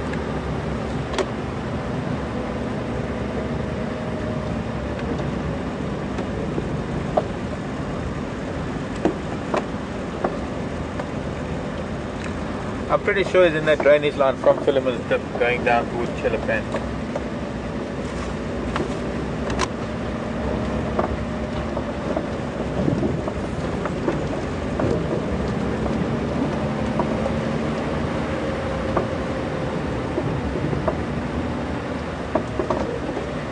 Send Brent into the cat's den. But there were also wild dog tracks seen coming up onto Djuma, to the west of us. And I believe that the hyena den is active, so maybe we'll go and pop into the hyena den since we're in the general area up here. Of course, gee, unless the dog's been sleeping all day, it's been a long time since their tracks were found, and it's not easy to keep up with them at the best of times. We can only see if we can find tracks. Try and find a general area where they've been operating, where they've been running, or sleeping, or hunting, or just being dogs. Dog. Yibble.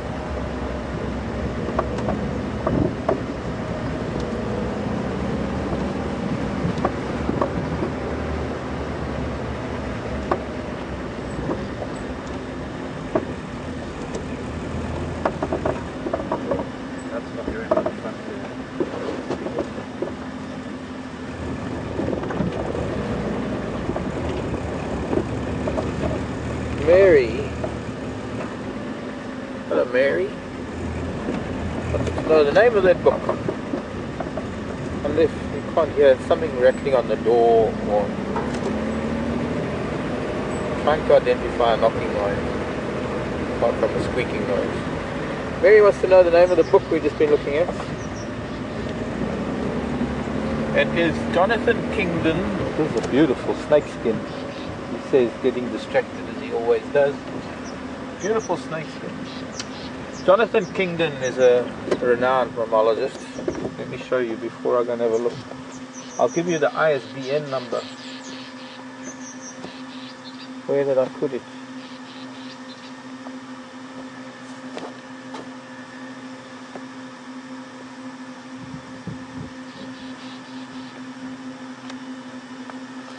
There. ISBN 0-12-408-355-2. Jonathan Kingdon. It is the Kingdon Field Guide to African Mammals. This is an old edition. As you can see, it's a little bit dog-eared. I paid 2,990 shillings for it. Probably in Kenya, when I was in Kenya. This particular edition is the 1997. I think this is the first edition. There is a new one that's come out that has more information on things. And I was lucky enough. Somebody sent us one. Can't remember who. Beautiful book. A highly abridged version of the works of Jonathan Kingdon. Oh, the snakeskin. I wanted to look at it because it's really, really pretty.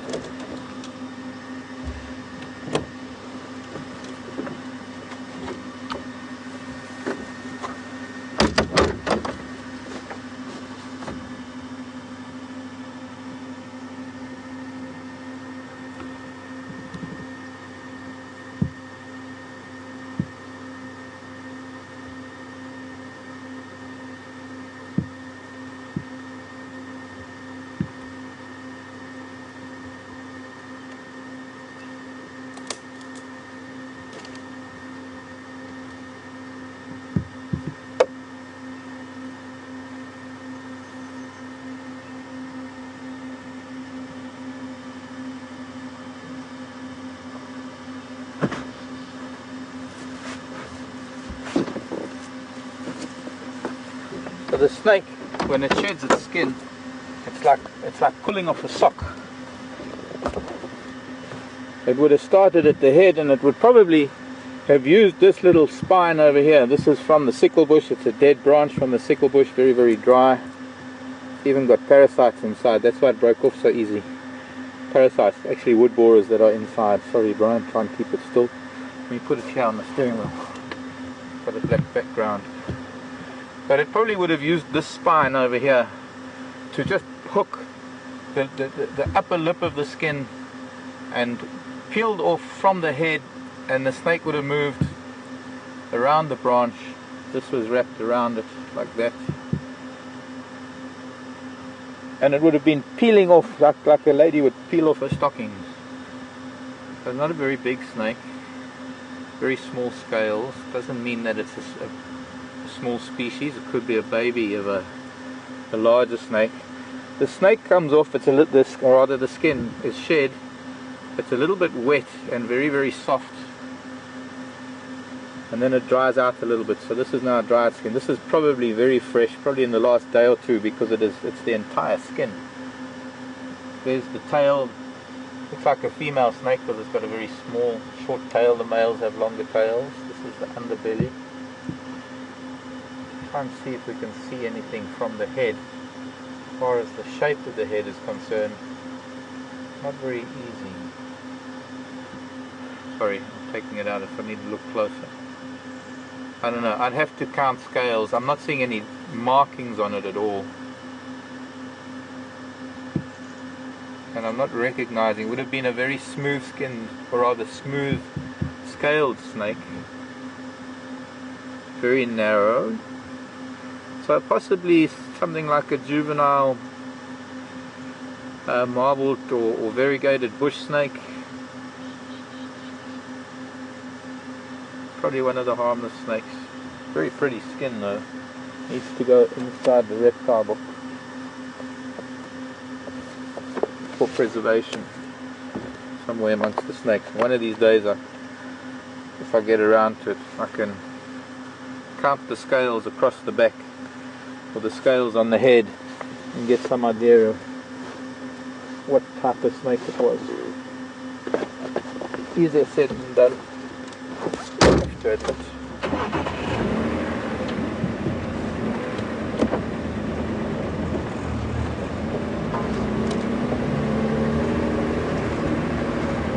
So I hope you got all the details of the book, Mary.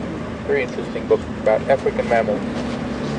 You'll find some very interesting variations in all the different species of monkeys and bush babies, galagos in Central and West Africa. Places that Brent's actually managed to visit and where he's managed to experience some of that firsthand. Now I'm wondering, if I'm not mistaken, we had tracks here this morning.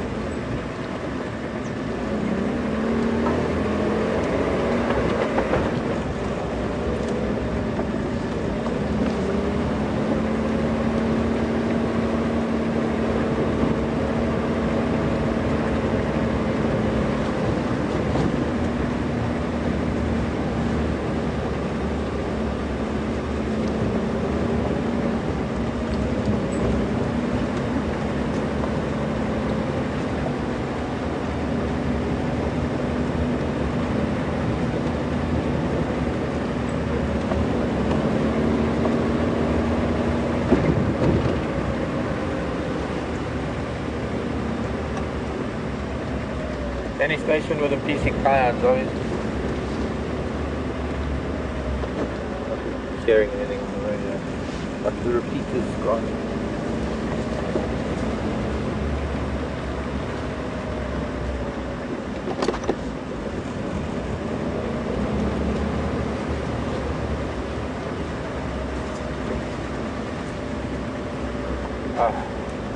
Done it again.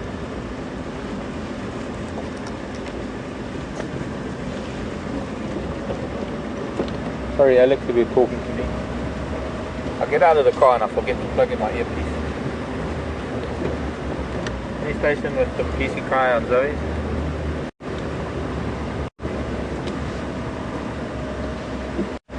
Thanks, Albert.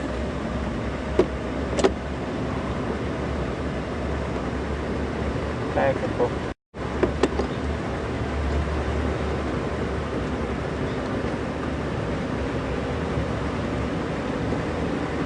Only one youngster out of the den. Probably still a bit warm and a little early to go to the den.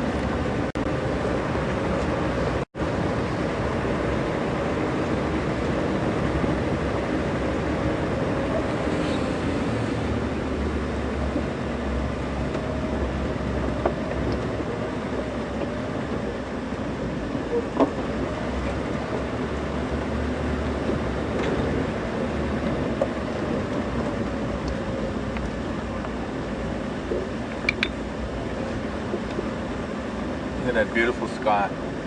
Looking west, you can barely see the mountains. There's quite a rainfall going on over the mountains. I think most of it is fading now. A little bit of pink. Surely it can't be that time of day already.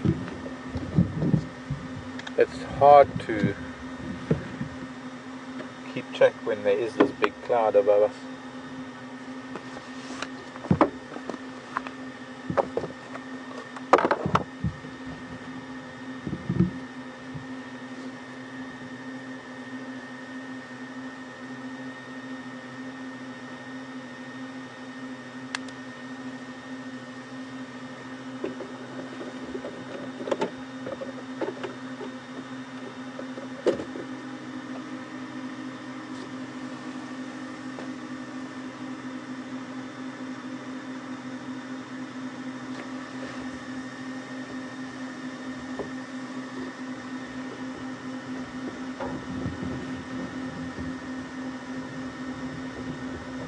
I've got the mirror effect actually happening on the southern side of this big bank of cloud. In fact, we can actually see the next storm brewing behind it. That's probably a lot younger, an anvil or mushroom forming in the distance. But they're just far too far west, these storms, to have any effect on us. Much higher rainfall along the escarpment where all the fruit is grown. Fruit, there is maize grown for biofuel, but a very big mango and citrus area along the mountains, amongst other things.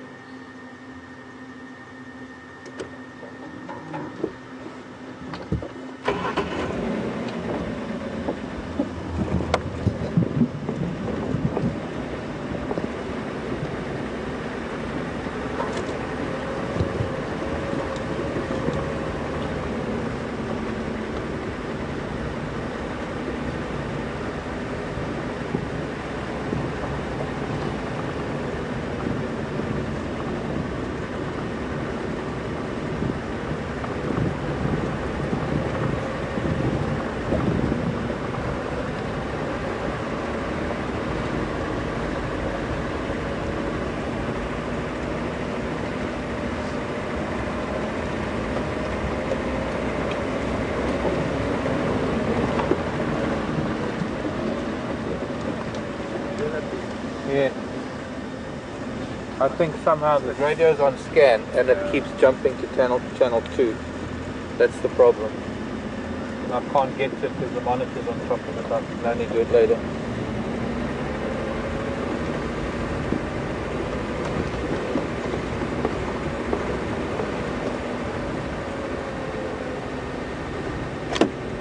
No, it's not the new radio, it's this radio.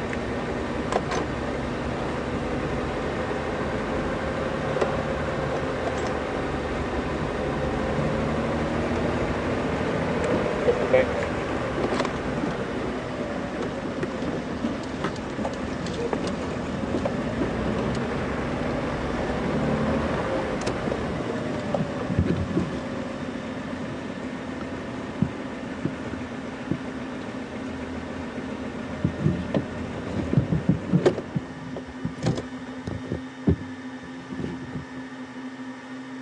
Got an elf in the Netherlands. What we're looking at is a little slender mongoose that hopefully going to come back onto the road. There we go. about twice the length of a dwarf mongoose body-wise, but then it's got that exceptionally long tail.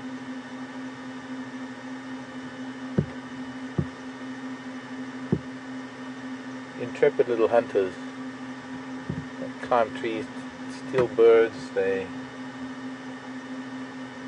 I've had slender mongoose catching birds at a bird bath. I've had them chasing baby squirrels. I'd love to try and get closer and get a better view of it, but this is probably some of the best slender mongoose sight we're going to get, because generally they just dash across the road before we can even get a camera on them. And there's something going on here, because it's very wary, and the way that it's standing up, using its tail for balance, like a meerkat. I suppose making sure it's safe to venture into the grasses. What was that? The squirrel that ran along the road after it. Must have been what it was listening to in the grass.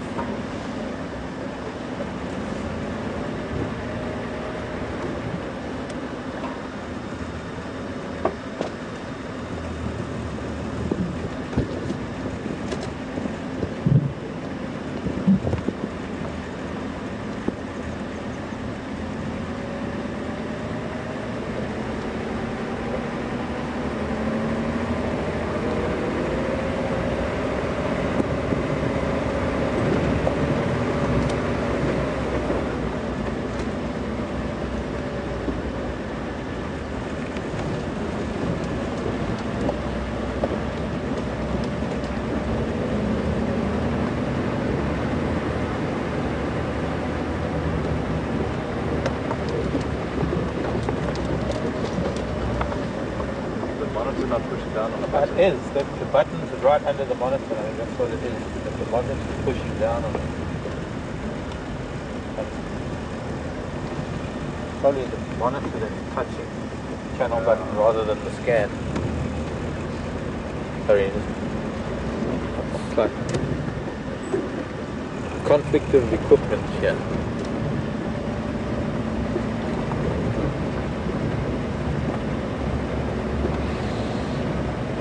No sign of dogs here. Although I don't see how. If it was Triple M South, how could it be here?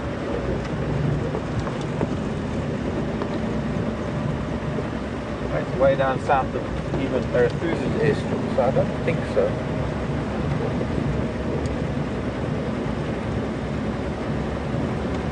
I think someone's wires have crossed.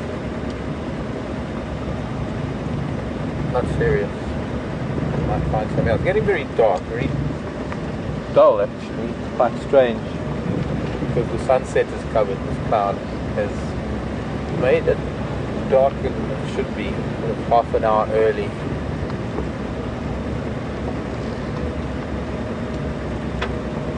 One thing I wanted to talk about, did anybody see the photograph just before drive? Gosh, I spent most of the afternoon searching through photos when I I finally got around to watching that footage of Tara and that big bull elephant.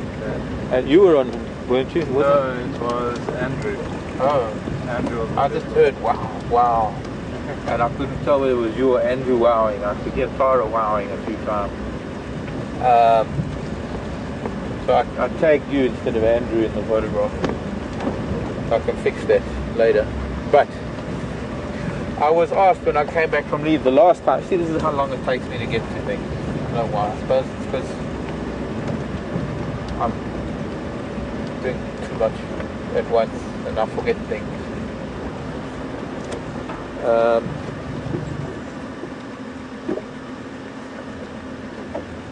Tara had a wonderful encounter with a big early bull. And one thing I noticed about him was a very distinct hole in his upper left ear, in his left ear. What you watching, Impala?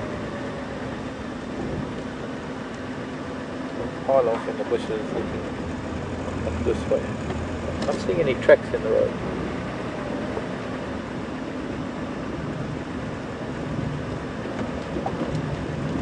And I knew that I just knew that elephant. And I remembered that elephant. I found a photograph from March 2011 that of him. It's not a very clear photograph of him standing behind a termite mound, just peering around the termite mound. So it's not such a great photograph that I could post it. And I knew that I had one of him, or of it. I had one photo, or I had a couple of photographs of a big ellie bull standing in front of me on the road going home in the Timbavati. Dwarf mongoose and drongos. Whoops. The baby tripping over itself trying to cross the road. And try and move off to the side. Maybe we can see them. Now, I seem to think that it's the same ellie, but I started thinking about it after I posted it, and I was wondering if the hole in his ear is it maybe in a different place. You can't really go by the tusks because the tusks would have grown since 2011.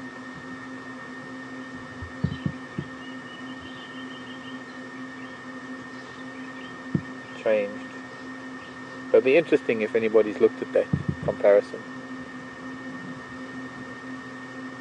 Hello, children.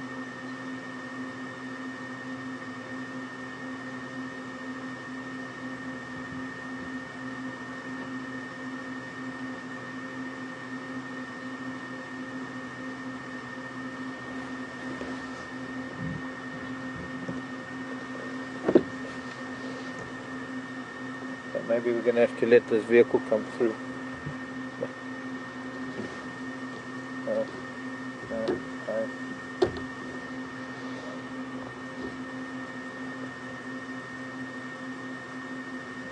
There's a mongoose that's going to join the rest of the crew.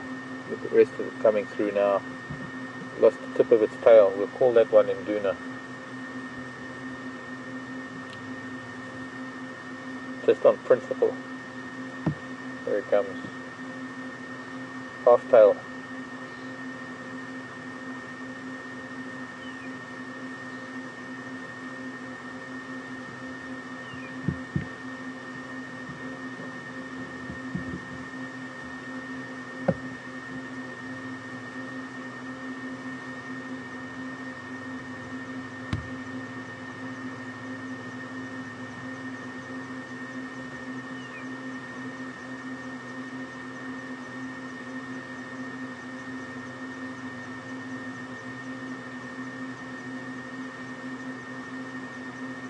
On the right you have a normal tail, about the same length of tip of nose to the tail, length of the body. One on the left, well, there's a baby that just dived into there. Now getting cleaned by an adult.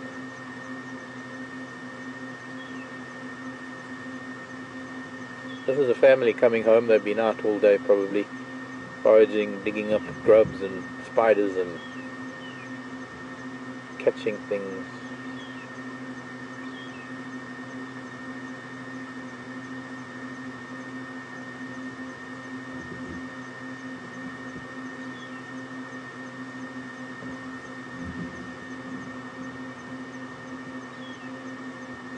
And lizards and small snakes.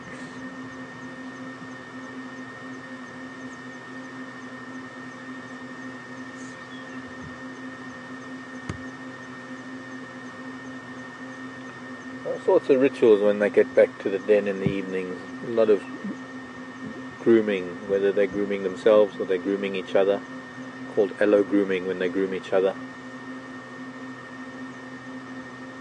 Toileting, communicating, bonding, playing.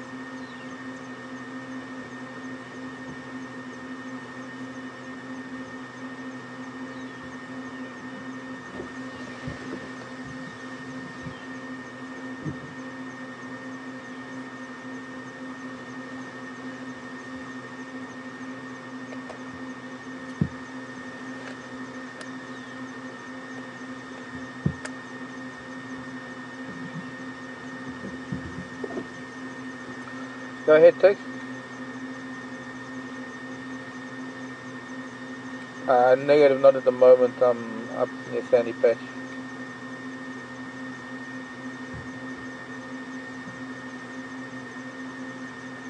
No, I'm going to go around there in a while. I left, I think Elvis was still there, and then there was no one after him.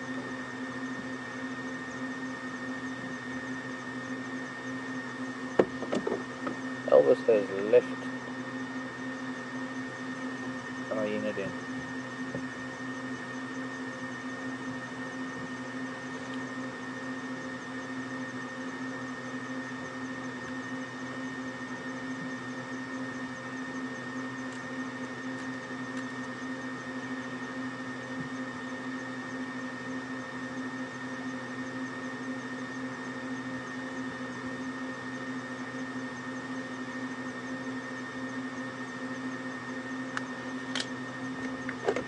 Go ahead, Alex.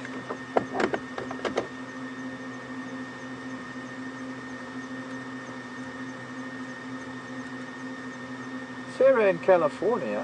Hello, Sarah. Are there any snakes here that are not venomous? Yes, actually probably 90% of them, Sarah, are non-venomous. Only a handful of venomous snakes.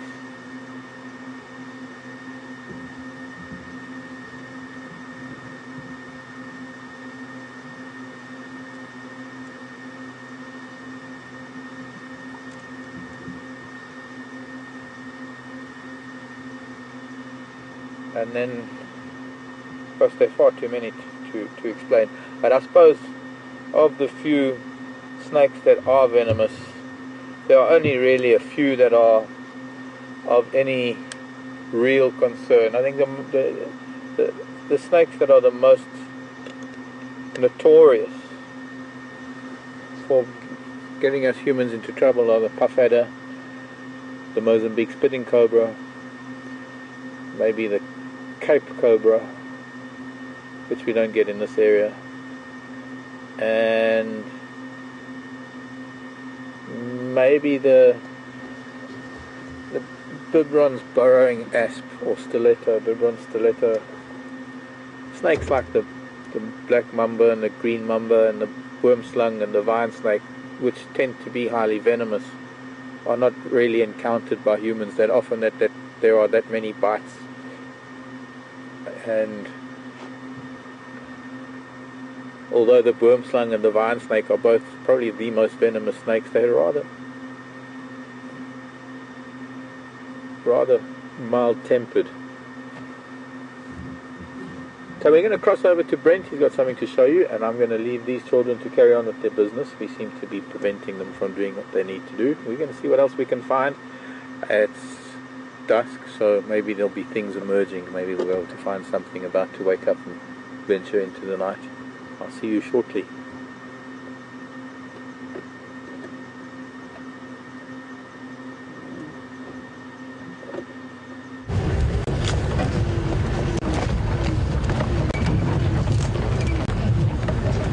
Hi guys, welcome back.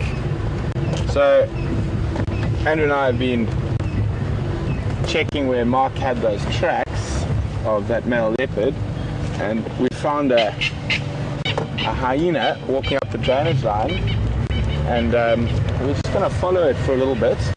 Maybe the hyena will lead us to the leopard.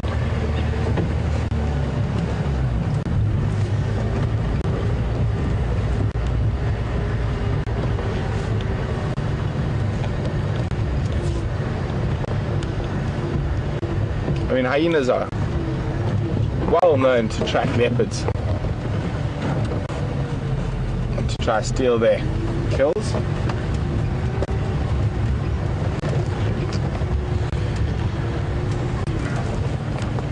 There it is.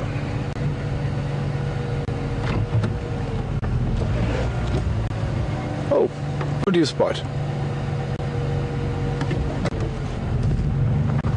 Don't think a leopard. Tail didn't go up.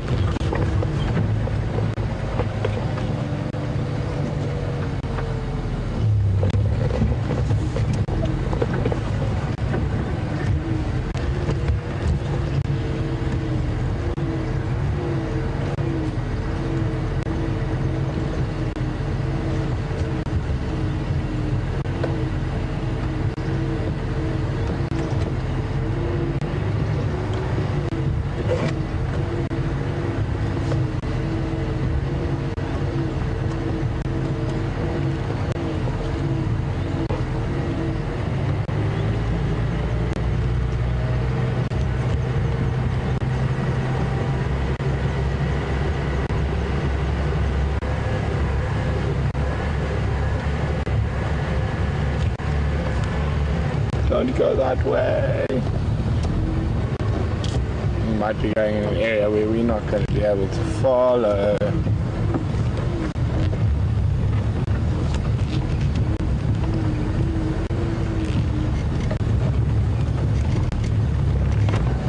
Okay, what I'm going to do is I'm going to try loop around in front. We're not going to be able to follow that unit through there.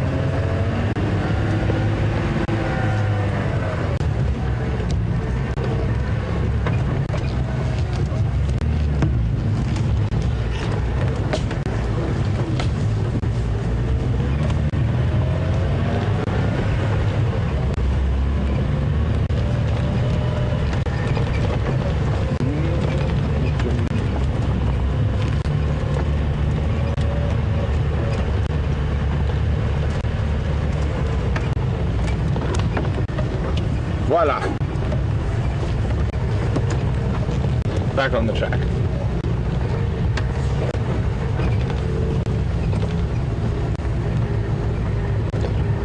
Oh, there's another vehicle there.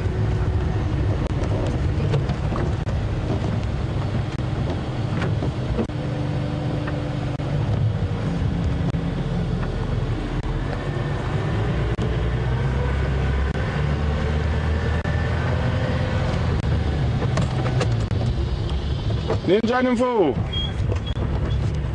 Good evening. How's everyone doing? Oh, and the hyena has disappeared. So guys, we're going to keep checking for that leopard. Those tracks went into this drainage line. And hopefully we'll come right. Hopefully as it gets a bit cooler, he's going to start moving. So I think we're going to check back down Weaver's Nest towards Chelepan, where he drank last night, and see what else we can find.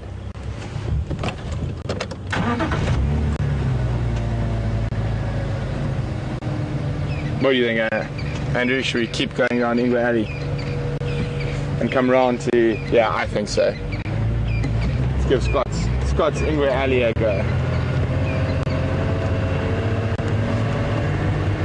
There's a strong possibility that hyena might have found the leopard and saw it had nothing and thought, well, why should I waste my time with you? And just carried on walking.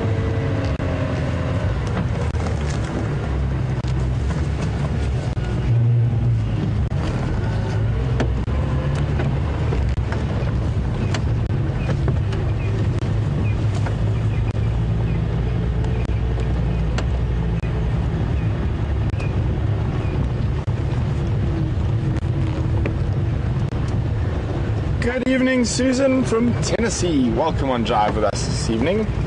Susan would like to know, why are some animals named lesser and greater, like the kudus, for example? Well, Susan, it's quite a nice, easy answer. A greater kudu is physically quite a lot bigger than a lesser kudu.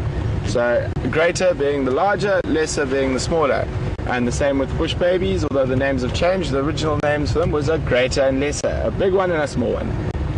Nice, easy one to answer. Come on, leopards. Come on, leopards. Exactly. You speak to them. Obviously did not rub myself in enough buttered popcorn or Chanel number 5 before I went out and drive this afternoon.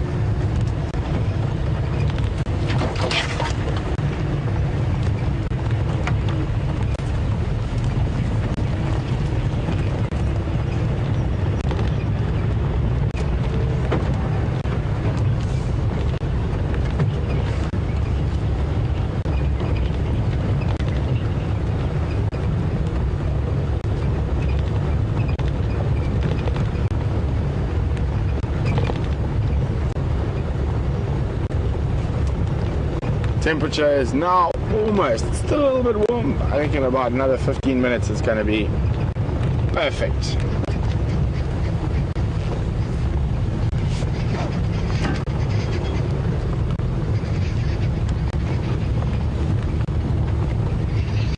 And here the arrow marked babblers babbling away.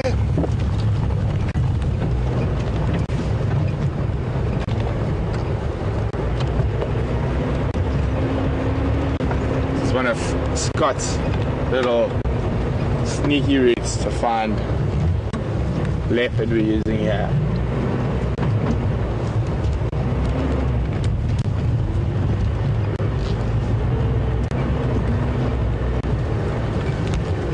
Whoops. Big hole. Watch the antenna. Should be okay. Yep.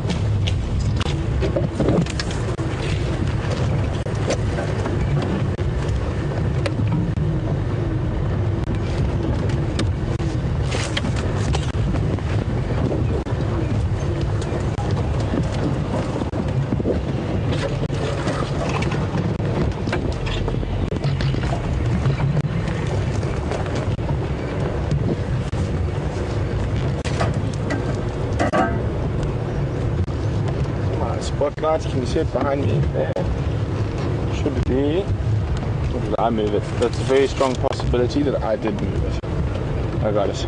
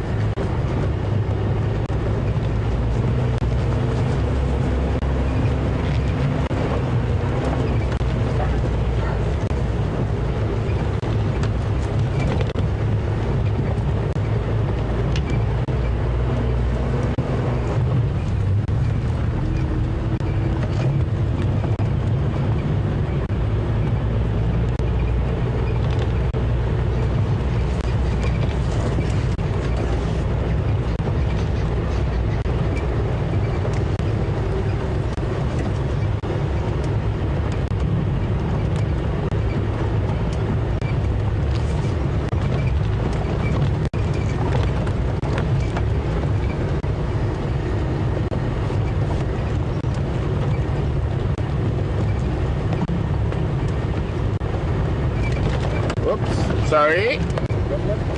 Nearly lost my cameraman there. Not looking at the road, looking for the leopard, and I hit a big hole.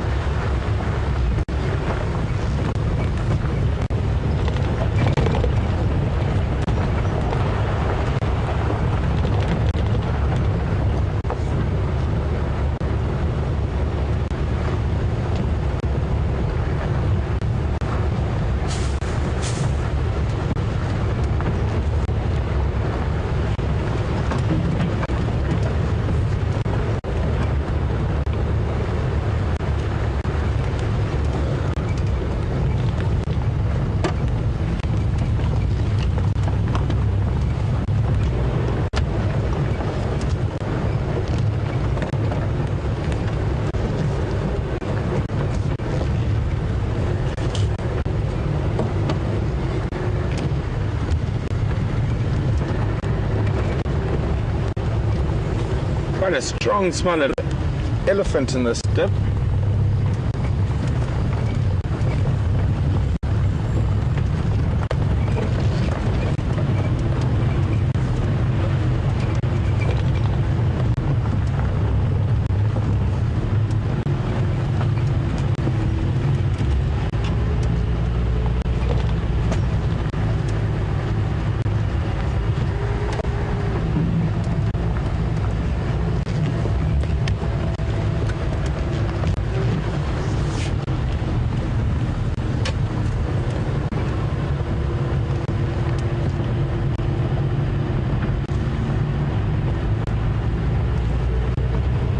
Good evening, Kari from Costa Rica. Welcome.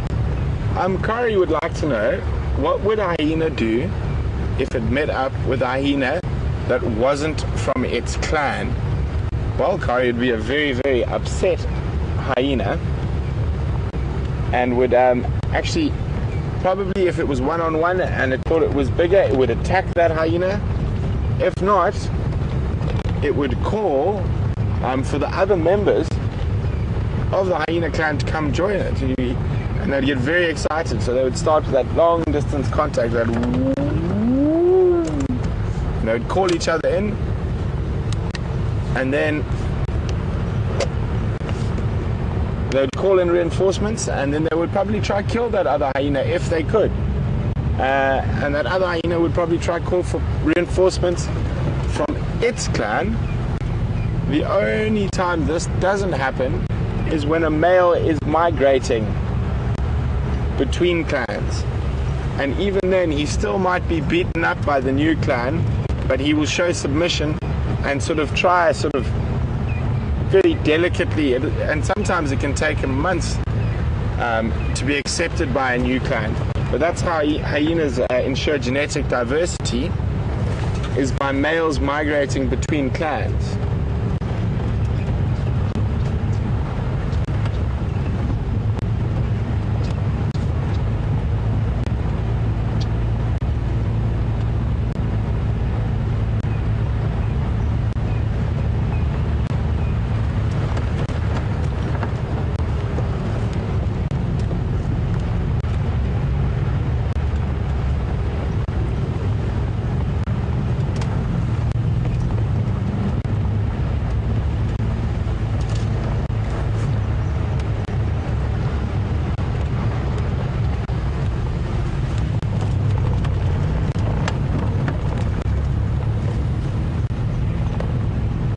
Wonderful. Let me just turn these off a little bit. If skyline with all these lovely big knob thorn acacias as we're driving past, it's absolutely stunning.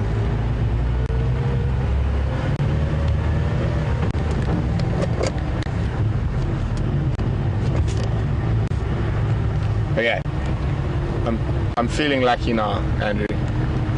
We're in like prime time now. There's no tracks coming out of the block.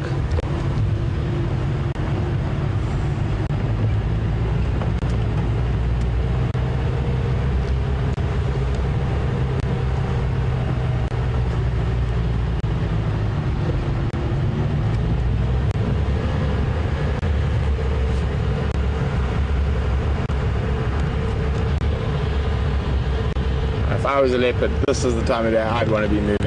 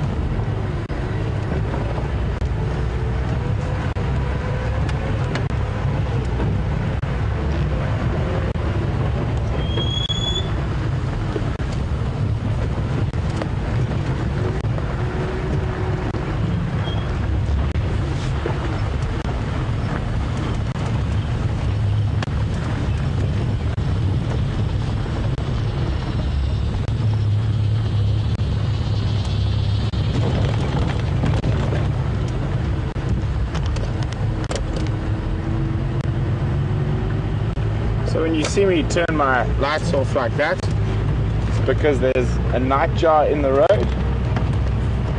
And if you leave the lights on, they get a little bit blinded, and they don't fly away. And that's how a lot of them get injured on big roads, sort of main highways in Africa.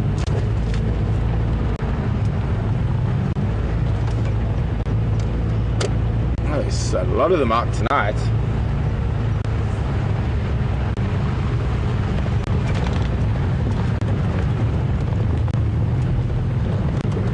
Another one.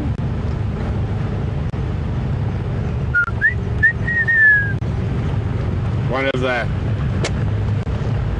most well-known calls in the African bushveld is of the fiery neck nightjar, and I always find it quite funny watching quite a lot of Hollywood movies, and someone sitting in the cabin in the woods in Alaska or in Maine or somewhere in the United States, and in the background you start hearing a fiery neck nightjar.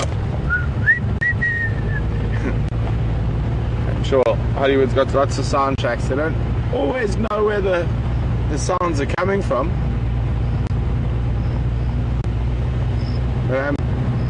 What we're going to do is we're going to stop up here on the corner of Quarantine. We're going to switch off for a little bit and listen, see if we can hear any alarm calls.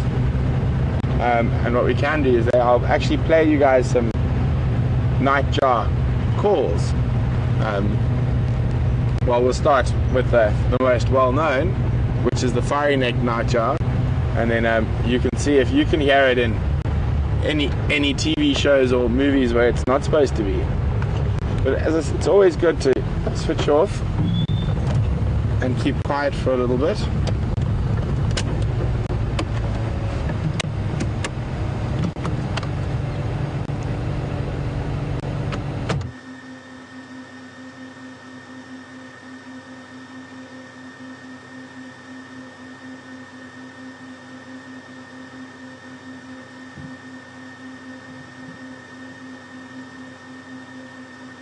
Second one poking its head out. I don't want to talk too loud because they have very sensitive hearing, and this is a pair of bush babies. There might be others.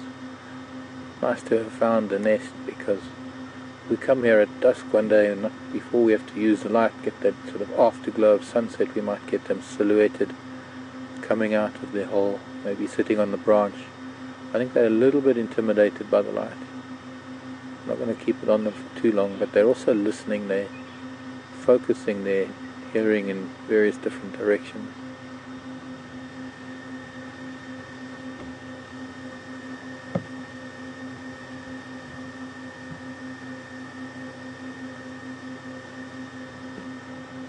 This is the lesser bush baby, or lesser Galago, African, well, the smallest primate here in Kruger, not necessarily in Africa.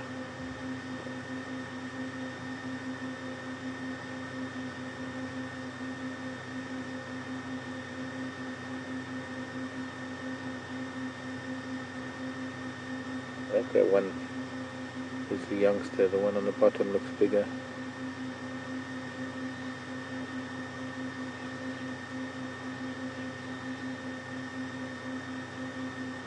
Hope you can see them.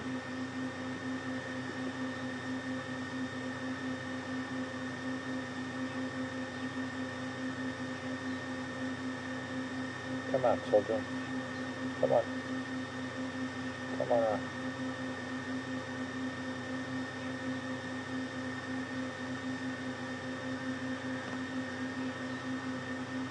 Reminds me of a little bush baby that was raised by friends of mine and released back into the area where he came from, which was around the house, the outside of their house. And he just reunited with another family of bush babies, and slowly but surely stopped coming back to the house. It was amazing how he recognized me after being away for about 3 months.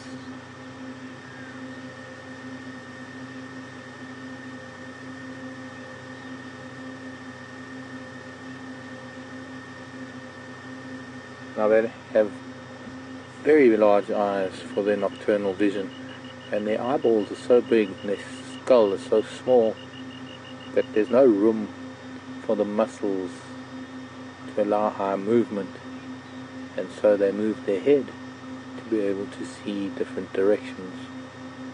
One of the reasons why that head is constantly moving like it is, and for them to focus stereoscopically, of course, they have to move their heads around a bit.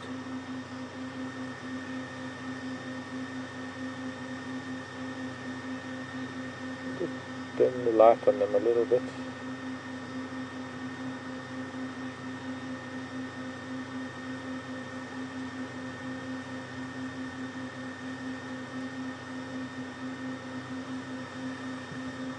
Put the light directly on them. You can see the light trying to bounce it off of the branch of this marula tree at the bottom left.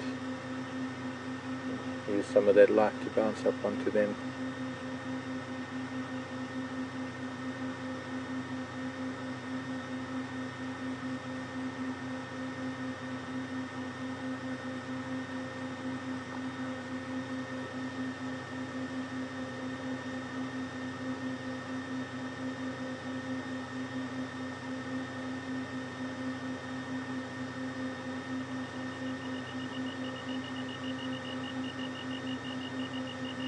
They first pick up the sound of a moth or an insect with their ears, and then of course with such big ears they're able to focus where that sound is coming from with their stereophonic hearing, and then as long as something is moving they'll pick it up, and they can take extremely big leaps from tree to tree. If trees are too far away, they'll jump almost lemur-like or kangaroo-like from tree to tree, bouncing on the ground like a rubber ball. I think the little one's getting restless.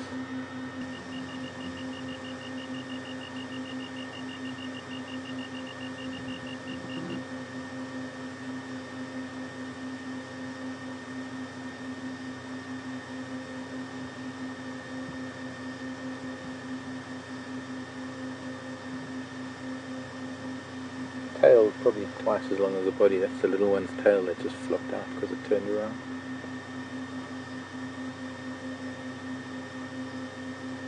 Now one of the things that they also do is they urinate on their hands and feet, and they wipe it everywhere, wherever they go, and that helps to demarcate their territory.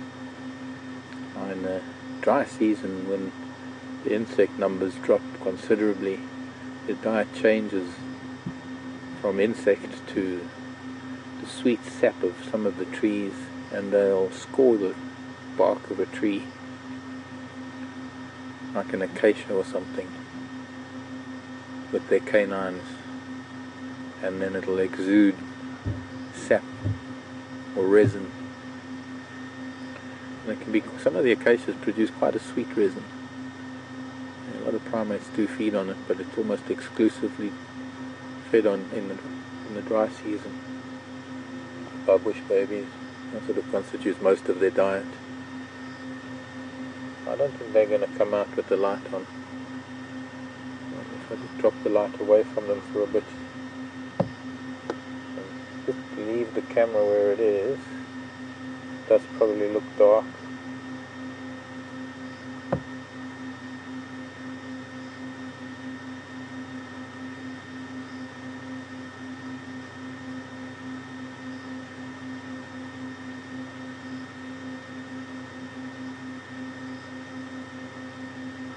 Come on out, children.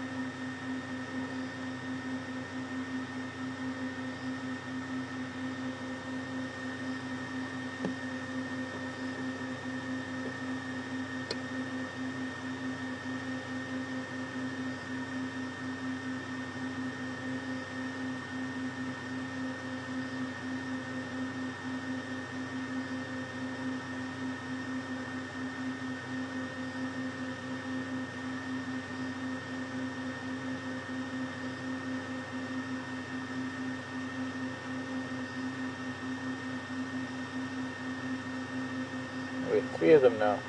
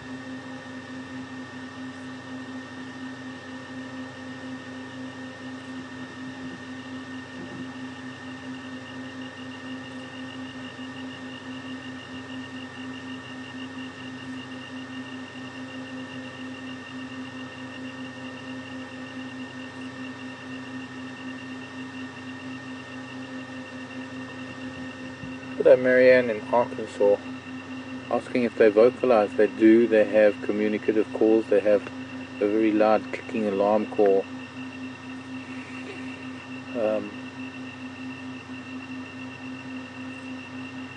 They make like soft squeaking. Well, my friend Diane can make that noise because she was a bush baby's mother, but adopted mother.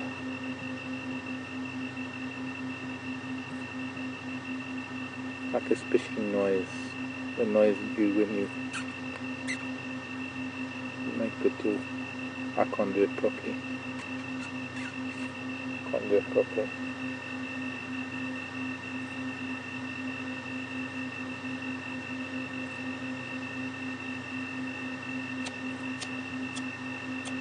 The alarm call sounds like that. A little bit of a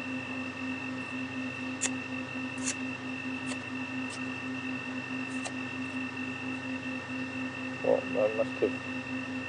It was just duck in the hole when I was doing it. So my alarm call's not too bad. Okay, we're gonna leave them be. Oh, coming out again. Let's leave them be. I think there's more than enough time to have some light on the little bush babies. And we're gonna try and get out of here. Maybe if we can go over to Brent while I try and extricate myself from this sticky situation. But often we see bush babies when we're driving with the light, and when they're out and about before, or after they get out from their nest, from their holes in the trees that they live in. Once they're out and about and they're foraging, all you can really see sometimes is this little thing jumping from branch to branch. It's very hard to actually get them on camera. And the best thing is to find a place where they live that you can maybe see them emerging, and that was just very lucky. There's on the edge of a branch. Oh, yeah. Off he goes into the top of the tree. 2 leaps, it's jumped probably 15-20 feet up into the marula tree. Let's see if the other one's coming out. Not yet, but the other one has gone way up into the tree now. There. In the light. Just off to the left. No, I lost it. Yeah, even to the left a little bit more.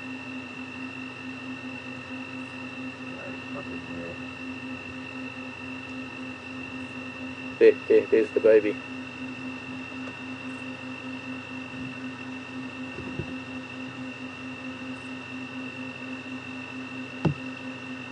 And back in the hole. It's a little one. There he goes, coming back to baby.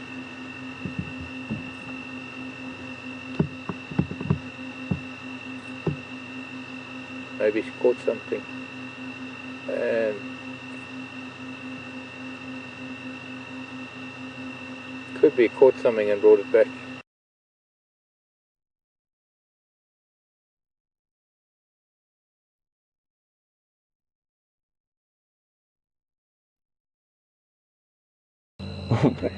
Welcome back, guys. So as I was saying earlier, we're going to talk about nightjars. So I got their calls out here. So the one I was talking about first, which was the fiery neck nightjar, which is really synonymous with the African bush, and which hold it up to this one. Yeah, either or, I think. Yeah.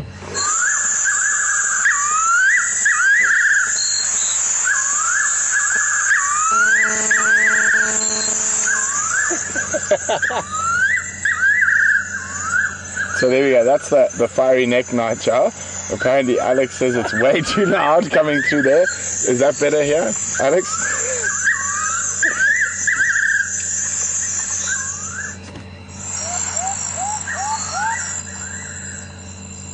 Okay. There we go. There. So that's the fiery neck nightjar. Sorry. I think I deafened our director in FC with that one. But then the other nightjars we do hear here quite often. Another one of my favorite calls is the freckled nightjar. And the best way I can describe it is he sounds sort of like a little Jack Russell going bow wow, bow wow, bow wow. So we'll play him, probably a bit better than my rendition.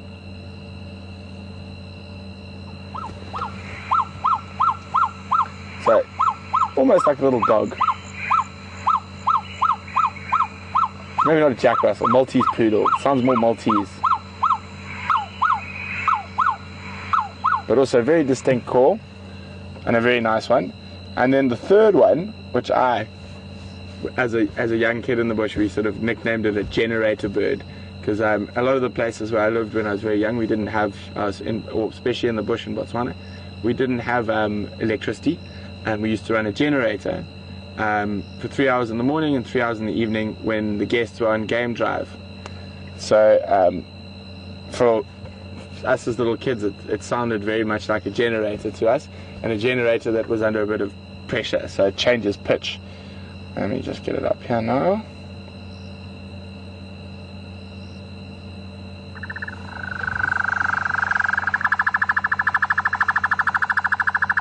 So you can hear it. So for me as a kid, that sounded very much like a generator. So before I knew its proper name, which is a square-tailed nightjar, or Mozambique nightjar, we used to call it the generator bird. And nightjars are really, nightjars are really difficult. Where's my bird book? To identify. I'll show you now. They all look very similar, and without actually having them in your hand, it is very difficult to identify them. But also, if you do catch them, you've got to be very careful. They've got a very delicate bone structure, so you actually normally should go on a proper course on how to catch nightjars when you do bird ringing and things like that. Luckily enough, I have done that before, but again, we'd never try catch or pick up something without having a reason to do it. So like if we were ringing it for study purpose, then we would. But while we're out here now, we would never really just pick up a nightjar for no reason. 246.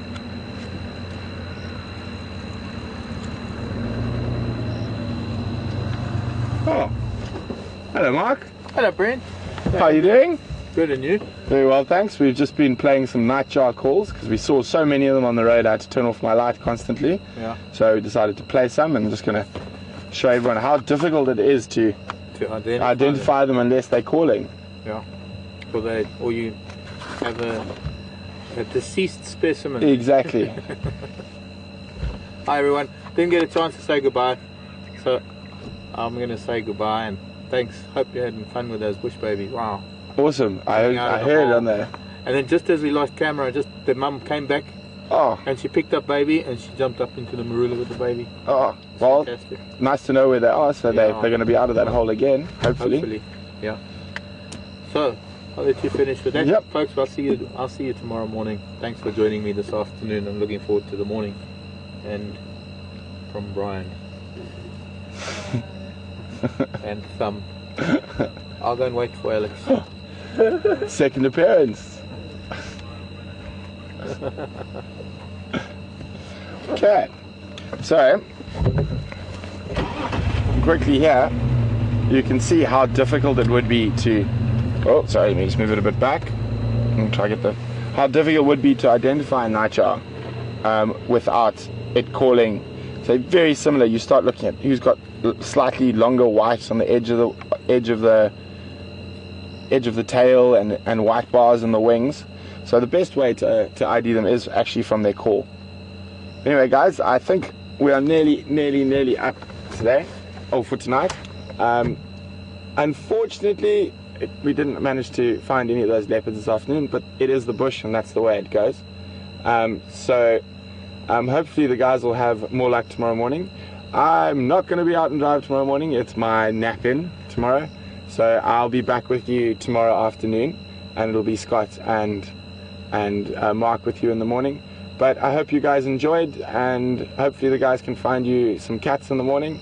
But other than that, from all of us out here, it's been a great afternoon. I've thoroughly enjoyed it. I hope you have. And I will see you tomorrow afternoon, but you'll see Mark and Scott in the morning.